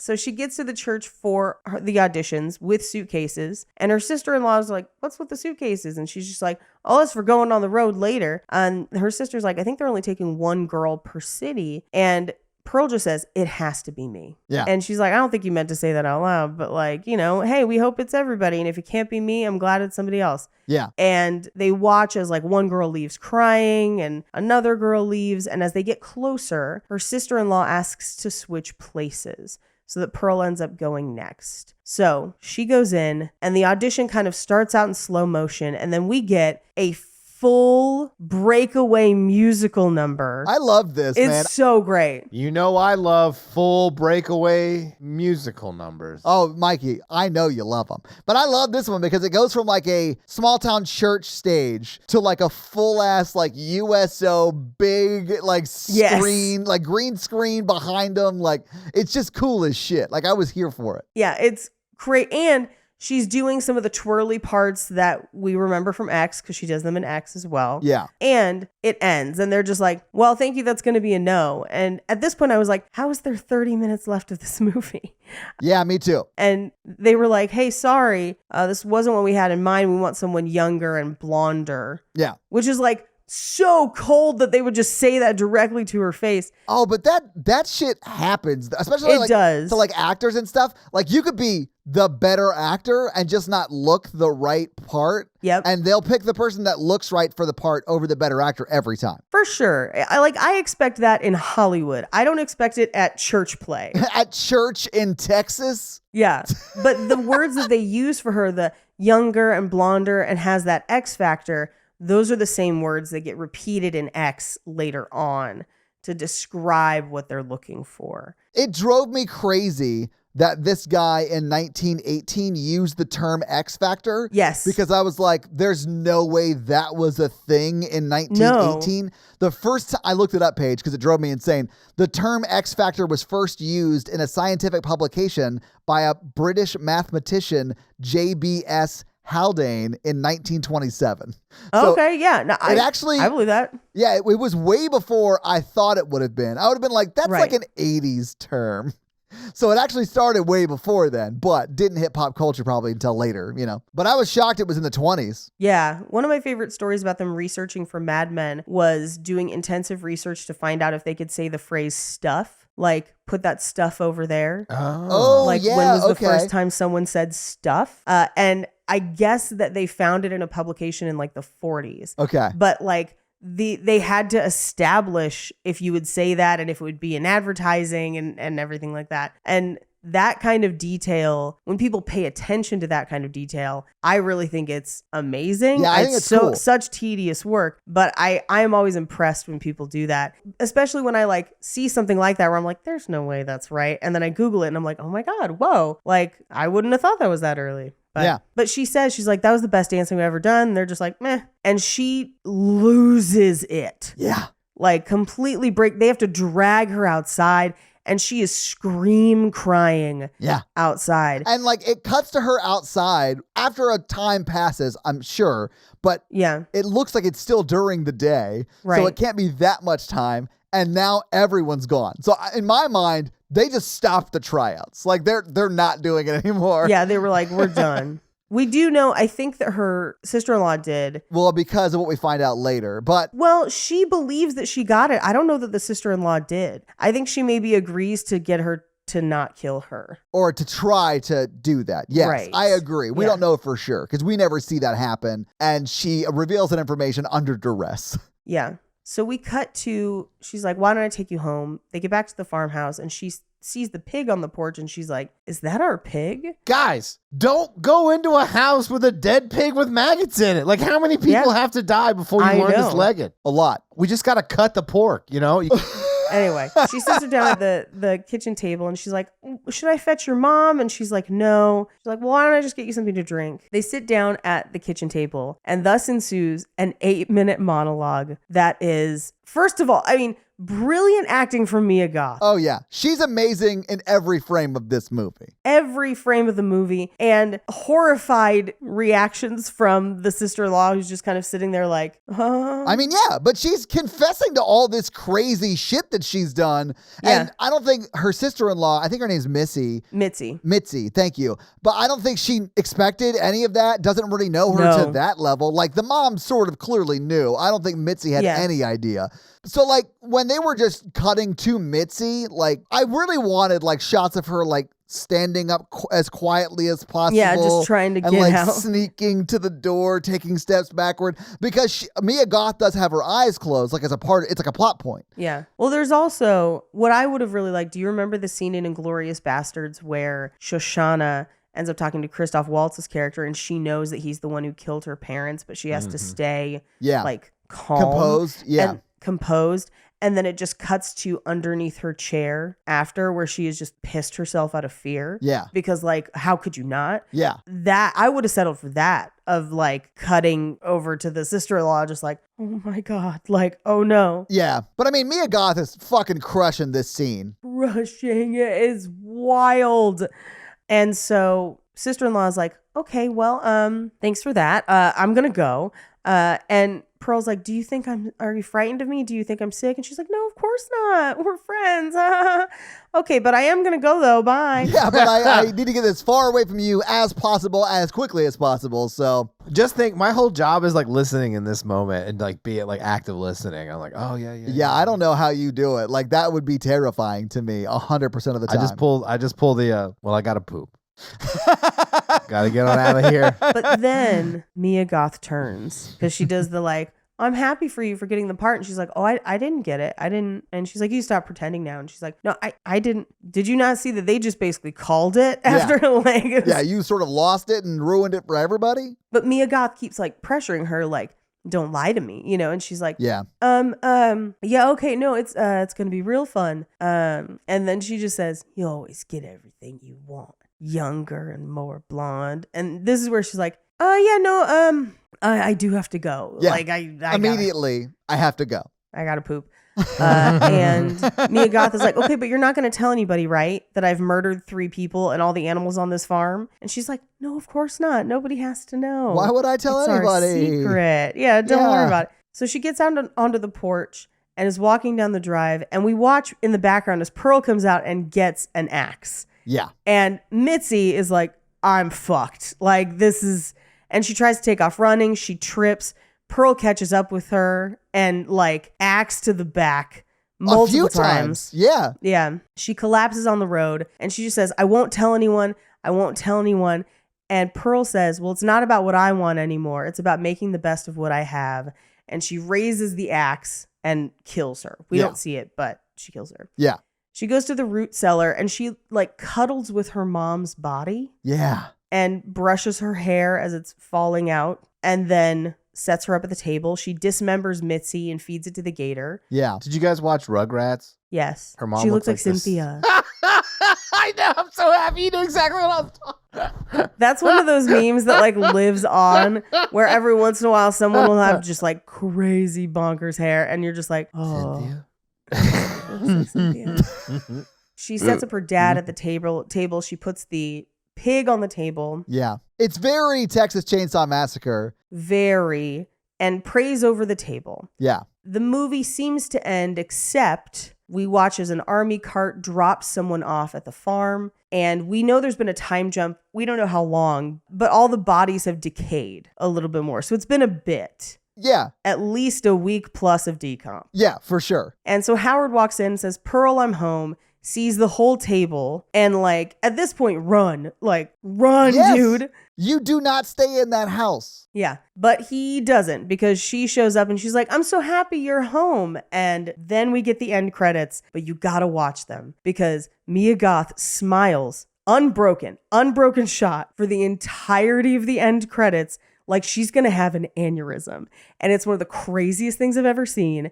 And everyone should watch it. It's my favorite part of the movie. And she's also crying. Like, there's a tear there, too. Like, there's so much going on. And it's like, we're just seeing credits over this. That's insane. Yeah, it's crazy. And that's the movie. So having seen the movie, having talked about the movie, what did you guys think about Pearl? I really liked it. I understand why people don't, and there are definitely different things you could have done. But for me, as a companion piece to X, I like it. That's fair. I think I liked talking about it more than I liked watching it, but I love the cinematography in this. By the way, I did look up the cinematographer. His name is Elliot Rocket, and the dude is amazing. So props to him. Yeah. Mia Goth is so good in this. It's hard to fault her at all. Like, there's nothing I think she could have done better in this movie. Yeah. I don't like anyone in it. So, like, Character-wise, you mean? Yeah. That's what I mean. Yeah. Like, and honestly, I don't think anyone turns in a bad performance. Yeah. Even the intimacy coordinator, who was, the Her mom, did a great job, and that's a pretty complex character to play. So yeah, I think everyone did a fine job. There's no one to root for. It's sort of like you're watching a bad guy be a bad guy, but some people are into it. I'm not super into it. Yeah, I feel the same. It could be, like I said, it could be where I'm at. It could be a lot of stuff. I just wasn't into that type of film. I wanted to see some scary, gory things, I think. I like the chopping people up part, I guess. Like I didn't feel like there was a good, I don't know. I just couldn't get behind it. Yeah. Or in front of it. I wanted that alligator to eat a person out of the wheelchair off the dock, and I'm really pissed about it. That would have been cool. But Paige, do you have any fun facts for us? I do. Well, here it is with your fun facts. Mia Goth, fun facts. So the monologue in the last act goes for 7 minutes and 57 seconds. Jesus. It does consist of 17 shots. However, all of those shots are early in the monologue. The final shot goes on for 5 minutes and 36 seconds uninterrupted, close on Mia Goth's face, which, by the way, from an actor perspective, memorizing and nailing that many lines in a row in a performance like that and having a camera right up there, that is a brutally long time to be the only one talking. And it is masterfully done. She did a phenomenal job there. That's such a long, unbroken shot, too, and she just crushes it. It's so good. It is great. And she did help write it. So Ty West and Mia Goth actually collaborated on the script via FaceTime during a mandatory 2-week quarantine, because they did shoot this during the pandemic alongside X, which was also shot during the pandemic. Yeah. Now, they actually greenlit the film just as filming began on X. So A24 agreed to make both films simultaneously, even though they were filmed at the same time. This is the prequel, decades before X, and Maxine is the one that's filmed after. So I guess we'll see how well they kind of pair up all those stories. Yeah, I do sort of wonder, like, because we know when Mia Goth's character dies, like we see that happen. So like, I do wonder what is going to be after Maxine gets character. away. No, that's what I'm saying. Like, does she become the killer in the last one, or is there something else that's after her? Like, I'm just really interested to find that. Like, I'm interested to find out. I hope it's something else after. I don't want to see the main character that I liked turn into a killer at the end. Well, the main character that you like was a killer at the end. I mean, for self-defense, obviously. Yeah, I mean, you're not wrong. Yeah, no, but I mean, like, not a murderer. You know what I'm saying? But I do think she's got a lot weirdly in common with Pearl in that quest for fame. And so I think contrasting the two of them is really interesting. I'm interested to see if Maxine will add like a new generation after her, or how it will kind of wrap the story up. Yeah, I'm interested. Yeah. Two of the movies, and this shouldn't surprise anybody, that were heavily inspiring this movie while they were writing it was Whatever Happened to Baby Jane from 1962 and The Wizard of Oz from 1939. Yeah. And this is Mia Goth's first screenwriting and producing credit. Oh. So that's good for her. Yeah, that's great. According to Ty West, the homeowners of the house in the film enjoyed the makeover of the house and the barn so much that they kept it and allegedly have not changed it. Oh, that's cool. awesome. Good for them. Isn't that wild? Originally, they wanted to film all of Pearl in black and white. But A24 was against it, so instead they went the opposite and went extremely vivid color.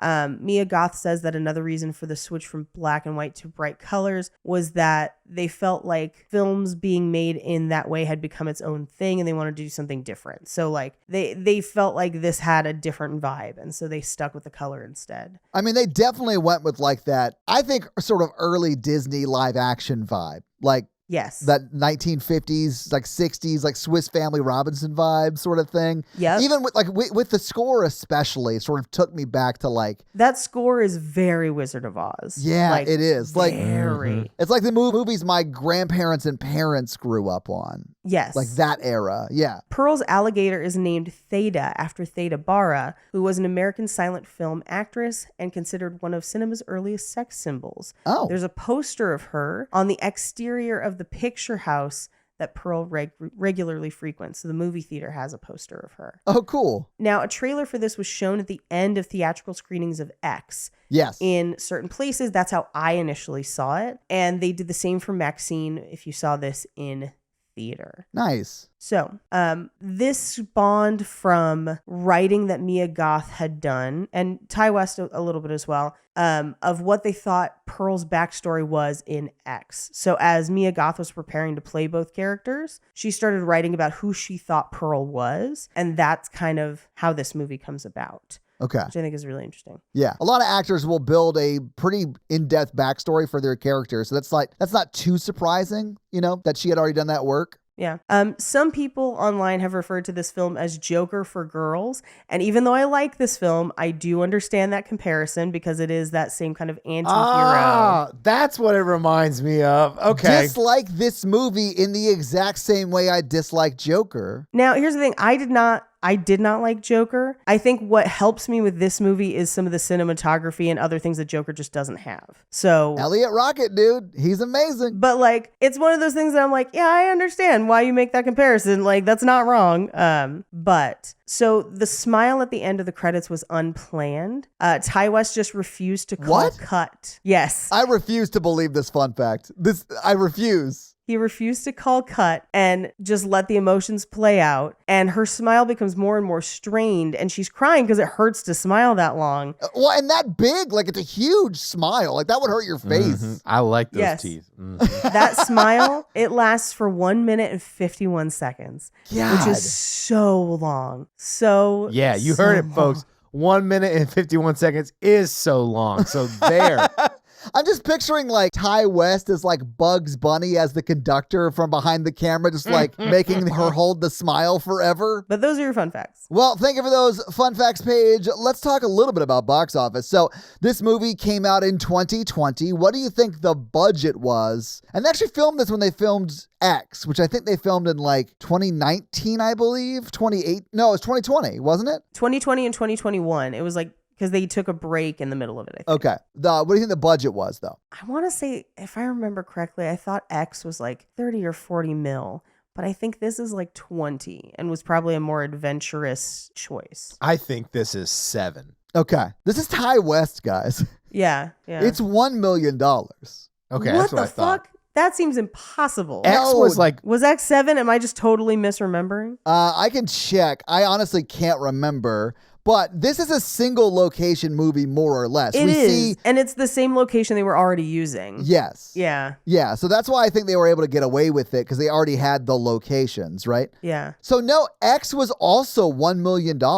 Okay. God damn it. X looks fucking amazing for $1 million. Well, and Paige, this looks really good too. This looks amazing for $1 million. Yeah. That Elliot Rocket is amazing. He's an amazing cinematographer. Dude knows what he's doing. Anyway, so this movie came out or hit the theaters on September 16th, 2022. It was number 3 the weekend it came out. It was beat by The Woman King, and it was The Woman King's first weekend out. Number 2 was Barbarian in its second week out. Number 3 was, of course, Pearl. Number 4 was See How They Run. And number 5 was Bullet Train. What do you think Pearl made in its first weekend out, the weekend of September 16th, 2022? That was a big week. It came in third, right? Yes, third. I'm going to say 8 million. Mikey? 6. All right. It actually made $3.1 million in its opening weekend. So a little bit less. It was in theaters for a total of 7 weeks, but was never again in the top 5. It was in the top 10. It was 6 in its second week, but was never again in the top 10 after that.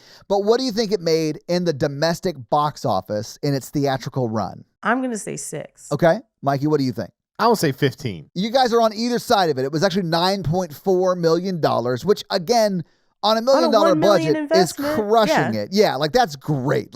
Everyone is thrilled about that box office return. It also That's why Maxine's getting made. Yeah, absolutely. And especially if they're sticking to the $1 million budget. Yeah. You know, like they paid for all three movies, probably with X, honestly. Yeah. Well, the whole time I watched this film, I was like, how did they destroy this old-timey car? Because I know this is not a high-budget film. Well, they don't really. They get blood on a car, but they don't really destroy Well, they push any. it into the water, but I bet they pulled it right Oh. back out and cleaned it right back up. or just built the back half of one. And, Yeah, that's probably more like what it was. But Yeah. either way, I mean, it also made almost $700,000 internationally. It made about it made about $520,000 in the UK and about $160,000 in Australia. So, but that did put it up over $10 million in the worldwide box office is the only reason I bring that up. It then also made another 1.2, almost 1.3 in domestic DVD and Blu-ray sales. I rented it today for $5.99. So like it's still making money and I do think it's been profitable. Like there's a reason we're getting Maxine. And I mean, there's a reason Mia Goth is going to work for the rest of her life as long as she wants. And probably Ty West too, because he knows how to make movies on a budget that make money. Yep. Well, I think he's gotten better at making better movies on. I mean, I still like this. I'm with Paige. I'm not a huge Ty West fan. Me either. Yeah. I like some of his stuff a lot. I think these movies he really hit his stride on. Oh, yeah. I think these two movies are way better than anything I saw him do before this, including The Sacrament, which I think is definitely a step above Cabin Fever, right?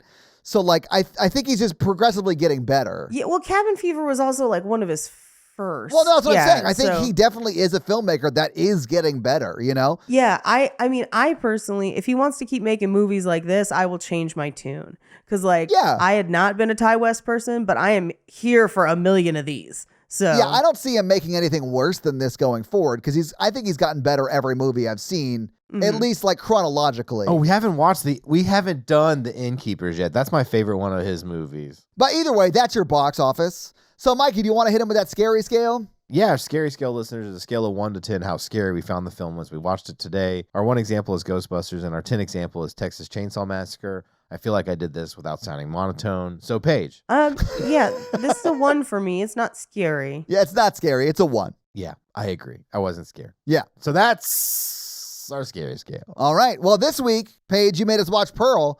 What are we watching next week? Mikey, do you want to introduce it because it was one of your picks? I'm excited. I watched a little film on Shudder, a few months back now, called Deadstream, and I thought it was scary and good. So I thought it scared me, which I liked. It's a little bit lower budget, but it also like taps in if you're like a content creator where there's like jokes baked in that like really work, I think, if you've ever done something like that. So like I was like chuckling about some things, and it's kind of like Dash Cam but with a way more likable kind of okay, like, that makes me, because I was very concerned when you told me it was like Dash Cam. I was like, I hate Dash Cam. this guy's a little like Todd. Okay. Oh shit. My problem with Dash Cam is just her. So like, Same. you know, because I thought the actual horror parts of Dash Cam are fucking terrifying. And that's why I liked the horror parts are terrible. This one, you had the chat and stuff still, but you have a more likable protagonist, and he's more of like a YouTube content creator with like more of that type of like share, subscribe type stuff. Gotcha. And I think the jokes hit really well, and I think the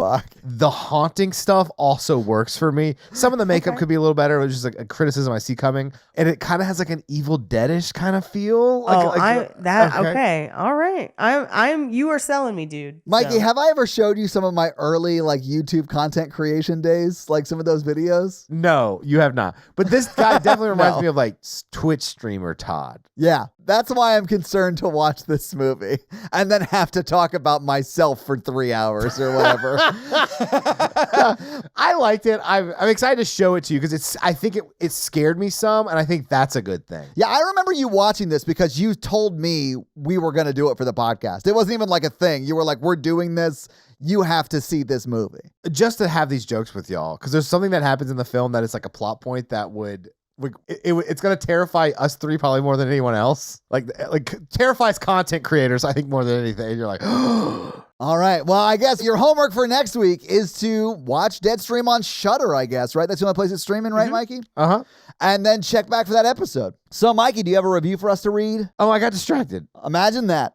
I can't believe it. Well, I while can't Mikey's believe looking it. one up, let me tell them how they can have their review read on the podcast, and that's to leave us a 5-star text review, and we'll have Mikey read it for you. So, Mikey, whose review are you going to read this week? I'm going to read Doc Crush. Please read this in your exaggerated Todd voice. Fantastic. What does Doc Crush have to say? I started listening to the... Oh, wow. Hey, everybody. Is that I started how I listening to the horror... It's a horror version mid-pandemic. And I just recently got through the entire catalog. From each of Todd's Winkies to Paige's love of the magicians to every one of Mikey's desperate attempts at cannibalism. I've enjoyed everyone, no matter how off tangent the episodes go. Keep the Mikey movies coming and Doodle Pip, 5 stars. Well, Doc Crush, thank you so much for that awesome 5-star review. We appreciate it. And if you want to have Mikey read your 5-star review, leave us a 5-star review. So guys, if you like this show but want to hear this power throuple on another movie review show about romance and romantic comedies, check out Romancing the Pod, where Mikey, Paige, and I break down and make fun of romantic movies. It's a lot of fun, guys. Check it out. If you want to follow us on social, please do. We are at Horror Virgin or online at horrorvirgin.com. If you want to follow us all individually, you can do that as well. Paige is at Paige Wesley on Twitter or Rampage Wesley everywhere else, including TikTok. Mikey is at mrandolph24 and I am at Todd J. Awesome. If you like the show so much and you want to help financially support it, please do by going to patreon.com/horrorvirgin, where you can get a lot of great levels and a lot of great stuff like bonus episodes, director's cut episodes where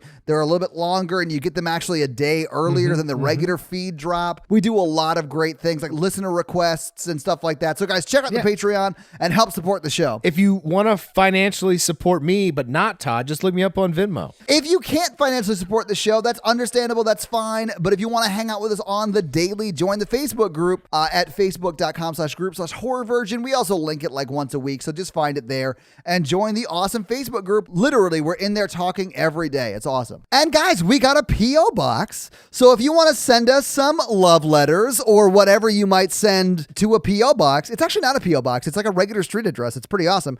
It's 6688 Nolensville Road, number 108-34, Brentwood, Tennessee 37027. So send us some stuff. Yeah. And if you want to check out our Twitch stream, we're at twitch.tv/Todd Awesome, where we will be playing horror video games. So if you have always wondered what it would be like to watch me get scared, you can now do that on Twitch while I play these horror games. It's twitch.tv/Todd Awesome, guys. Check it out. It's a lot of fun for you. Not a lot of fun for me. And if you haven't noticed, since October 1st, we have been running the new Horror Virgin blog. And when I say we, I really mean Katie from the Facebook group. She's been running everything. She's like the managing editor of the Horror Virgin blog. So if you haven't been to our Horror Virgin blog, go check it out. It's at horrorvirgin.com/blog. You'll see it. It's awesome. There's a lot of great articles. I mean, at the end of October, we have 31 awesome articles up, but check out our awesome Horror Virgin blog up now. This episode was brought to you by Tia, and Tia's teenager's been just like driving her crazy this week. So how has Tia's teenager been driving her crazy? Killing all the farm animals. Well, Tia, you better get your teenagers to stop killing your farm animals or you guys are going to starve. This episode also brought to you by Jonathan. Jonathan wants me to show you guys some videos, so let me see what Jonathan sent this week for us to watch. Oh, RuPaul's #1 on Celebrity Family Feud, apparently. Oh. Was RuPaul on Celebrity Family Feud? Yeah, I think so. Oh, she was. Oh, Carson's there. Michelle's there. Everybody's there. It's funny to see RuPaul like standing next to normal people because RuPaul's a tall bish. Tall. And like she will wear heels. So he didn't care. Yeah. I do love Steve Harvey's reaction to her. Yeah, that's amazing. I love how she got to that answer and her team is like still fully behind her. Yep. And I'm sure she's right. I'm sure she gets number one. I'm sure it's there. Yeah. Of course. Mama Ru is never wrong. Well, Jonathan, thank you so much for making us watch those fun little videos, and thank you so much for the support. We now return you to another episode of The Patreonicals. Okay, welcome back to the Patreonicals. Here we go. I can't wait. Karun and Natasha. Who are now, Natasha goes, Karun, we had sex yesterday. I am pregnant now. That was quick. Their species gestates quickly. Apparently. Their species, which is what, Mikey? The blue aliens. Okay. From planet Crouton, the Croutonians. The Croutonians, yeah. From the Caesar Salad Nebula. You didn't go with the romaine system? And then Isaac turns to them and he's like, congratulate. They're on the ship. And Captain Bruder's like, congratulations, everybody. Look, they're pregnant. We're being chased by a Death Star, but they're pregnant. I love how he's like, yeah, great, you're pregnant, but we're about to die, so it doesn't matter. And then Isaac was like, hey, can I eat your babies? And they're like, what? Hard no. We've got to get rid of Isaac. He is still a cannibal. I do get it, though. Croutons are typically one of my favorite parts of the salad. So, like, I get it. Yeah, absolutely. Yeah, I love carbs. Driscoll with the Illuminati, he and Andrew, the last Russian astronaut, have decided that, they're trying to make a time device with Anthony and Jennifer the PH. And they're like, look, we've got to find the center of the galaxy. Okay. Where there's a crystal that has unlimited power in it. But also a Becky with limited power. All right. Yeah, like Tiffany, who's like 1/4 power. I'm shocked that Mikey remembered that. The crystal. Yeah. Yeah, I did because remember that. we recorded that premise 2 weeks ago, and so much has happened since then. It's been 6 weeks since 2 weeks ago. Oh, the Patreonicals live in a side of my brain that is rarely used and seldom useful. Those synapses I have to knock awake before we start doing this part. We got to get it done so we go to sleep. Okay. Look, we're going to the middle of the fucking galaxy or whatever. Love it. And Bruder, can we go? And they're like, yeah. And Jennifer the PH is like, I've got the map. It's tattooed on my back like the movie Prison Break. Hell yes. The wildly famous movie Prison Break. It was a show. It was a show, Mikey. The first 2 seasons were so good. After that, who knows? It would be a great show if it was made today, when it was 2 or when it was 8 episodes. I'm getting lost. It's fine. I agree that most TV should be 8 episodes, 12 8 to 8 10 episodes max. Yeah. Could you imagine if they redid Lost with the format of today? Can you imagine if they redid Lost and had a plan for the whole story? Oh yeah, right. They should just redo Lost. They've redone everything else anyway. Yeah. So Jennifer, the PH, and Anthony, the Time Master, was like, I tattooed it on Jennifer's back, the map to the center of the universe, because the crystal has unlimited power and it can mess with time. So we kind of put it in there or whatever. And they were like, yeah, we know she's been wearing a backless dress this whole time. We could see it. Everyone knows that that's what that is. Oh, wow. And Andrew, the lost Russian astronaut that they picked up, he's like, look, I gained accidental immortality out here in deep space because of the radiation. It's a long backstory, convoluted. Anyway. Did you just yada yada? He's immortal? Kinda. And then he's from the 60s. It's like Rob Stark in that Marvel movie we all hate. The Immortals or whatever? God, that is the worst move. Okay. Someone just needed to give that movie a hand. I get that because now there's a giant hand out of the earth that they never mention again in any other Marvel movie. And it is like touching space. It's that big. That is the turning point for me of the MCU in a way that is just... That's the last superhero movie I saw in theaters. I saw the new Ant-Man. But I also saw the Dungeons & Dragons. I've just been going to the movies lately. I want to go see Dungeons & Dragons. I heard it's really good. Dungeons & Dragons was real good. I wanted to go see Dungeons & Dragons with one of my best friends, but he didn't invite me. I went on my self-care day after I went to a school shooting. I mean, you don't have to high road me, Mikey. You can just, I get it. You needed some time alone. It's fine. I'm sorry you had a rough day at work, and that will haunt you for the rest of your days.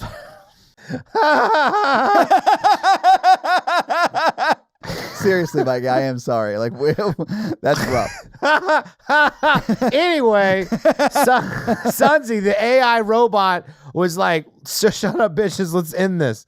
And they're like, what? And then Andrew's like, look, Sputnik has the key to get there to the center of the galaxy. We can use the information on Sputnik with her tattoo and get it there. And Sunzi, the AI robot, is like, this does not compute or make any sense, but I know where Sputnik is, so we can go there. And all right. Gorotica just starts playing the guitar kind of like Bill and Ted's when they have a good idea. Like Wild Stallion? Yeah, Ryan's Wild Stallion style. Yeah. Vance, the serial killer. Who was technically H.H. Holmes. He is H.H. Holmes. Yeah. He is tied up, and Mr. Ragebomb is flicking his forehead with I can't his believe you remember this. And And Mr. Rage Bomb's like, I can do this because you can't get mad because I blow up and would blow you up. So like, Oh, yeah. Mr. Rage Bomb typically always has the upper hand in every room he's in, unless that room has Kate in it, because Kate is way overpowered. behind the ship, Boezy has tied himself with a rope and is being dragged like he's like water skiing in space. Lauren, the cave person, is with Jeremy with laser eyes, who is still mourning the loss of his toe. And Lauren and Allie the mermaid are there, and he's like, I'm more than just my laser eyes, and I just missed my toes. toe. Yeah, and they're trying to be okay. And Driscoll's like, we gotta do this plan. Captain Bruder, set a course for Sputnik. And so they like head off that way. Behind them, the Deathmun star is there, and Wes, the handsome guy, is just all oiled up and naked, just ready to tied go. up. Yeah. And All he's right. like, please don't torture me like this. It's awful. No, not snoo. yeah. Alert the men. I had Yeah. snoo. And Alex, the evil magician, appears in a cloud of smoke and pigeons. And he's like, I like how it's smoke and pigeons, like it's directed by John Woo. yeah. and Except he not go- doves, just pigeons, the rats of the sky. But they're like spray painted white, Paige, so they can't really fly. They just like fall to the ground. Yeah. Kind of wobble. Libby, she appears and she says, I've overthrown the Mun government. I am now the Mun queen. Oh, wow. Yes. There was a coup d'etat? Yes. A moon data. Right. And Aaron the Moon General is like, and Alex, they're all together and they're laughing maniacally. And they said, our fleet reached Earth. We conquered it. Earth is ours. The Earth is now run by, I guess, what was the moon? Because the moon's no longer there, right? Right. They had a secret empire. It was an outpost of a giant empire of evil. Okay. The Greys. And Alex, the evil magician, is like, we did it, Your Majesty. And she's like, get this naked man to my quarters so I can spit upon him before bed. And Is that like a Chase, sex thing, or like, I don't know their culture. Like, I don't understand what that is, but you know, I don't know either. Anthropologists will be studying this episode of Patreonicals forever. and Anthony's like, we still have one threat, and that's those heroes / nefarious cannibals in that ship over there. I think they're fine young cannibals, Mikey. Yes. We need to torture this West fella afterwards. And they're like, yes. And then so they're like, we're still tracking the ship and chasing them as our fleets conquer Earth, and they've decided to kill every fifth person just in spite because of all the crap it caused us. And they destroyed our Mun planet as well. And that's the end of the episode. Well, I guess we'll have to wait to find out what happens next week and if they find that crystal at the center of the galaxy on another episode of The Patreonicals. That's going to be it for us, you guys. I'm Paige. I'm Mikey. And I'm your horror virgin, Todd. Keep it ooky spooky. Yeah. Have a great week. Bye. I hope Maxine rocks nerds.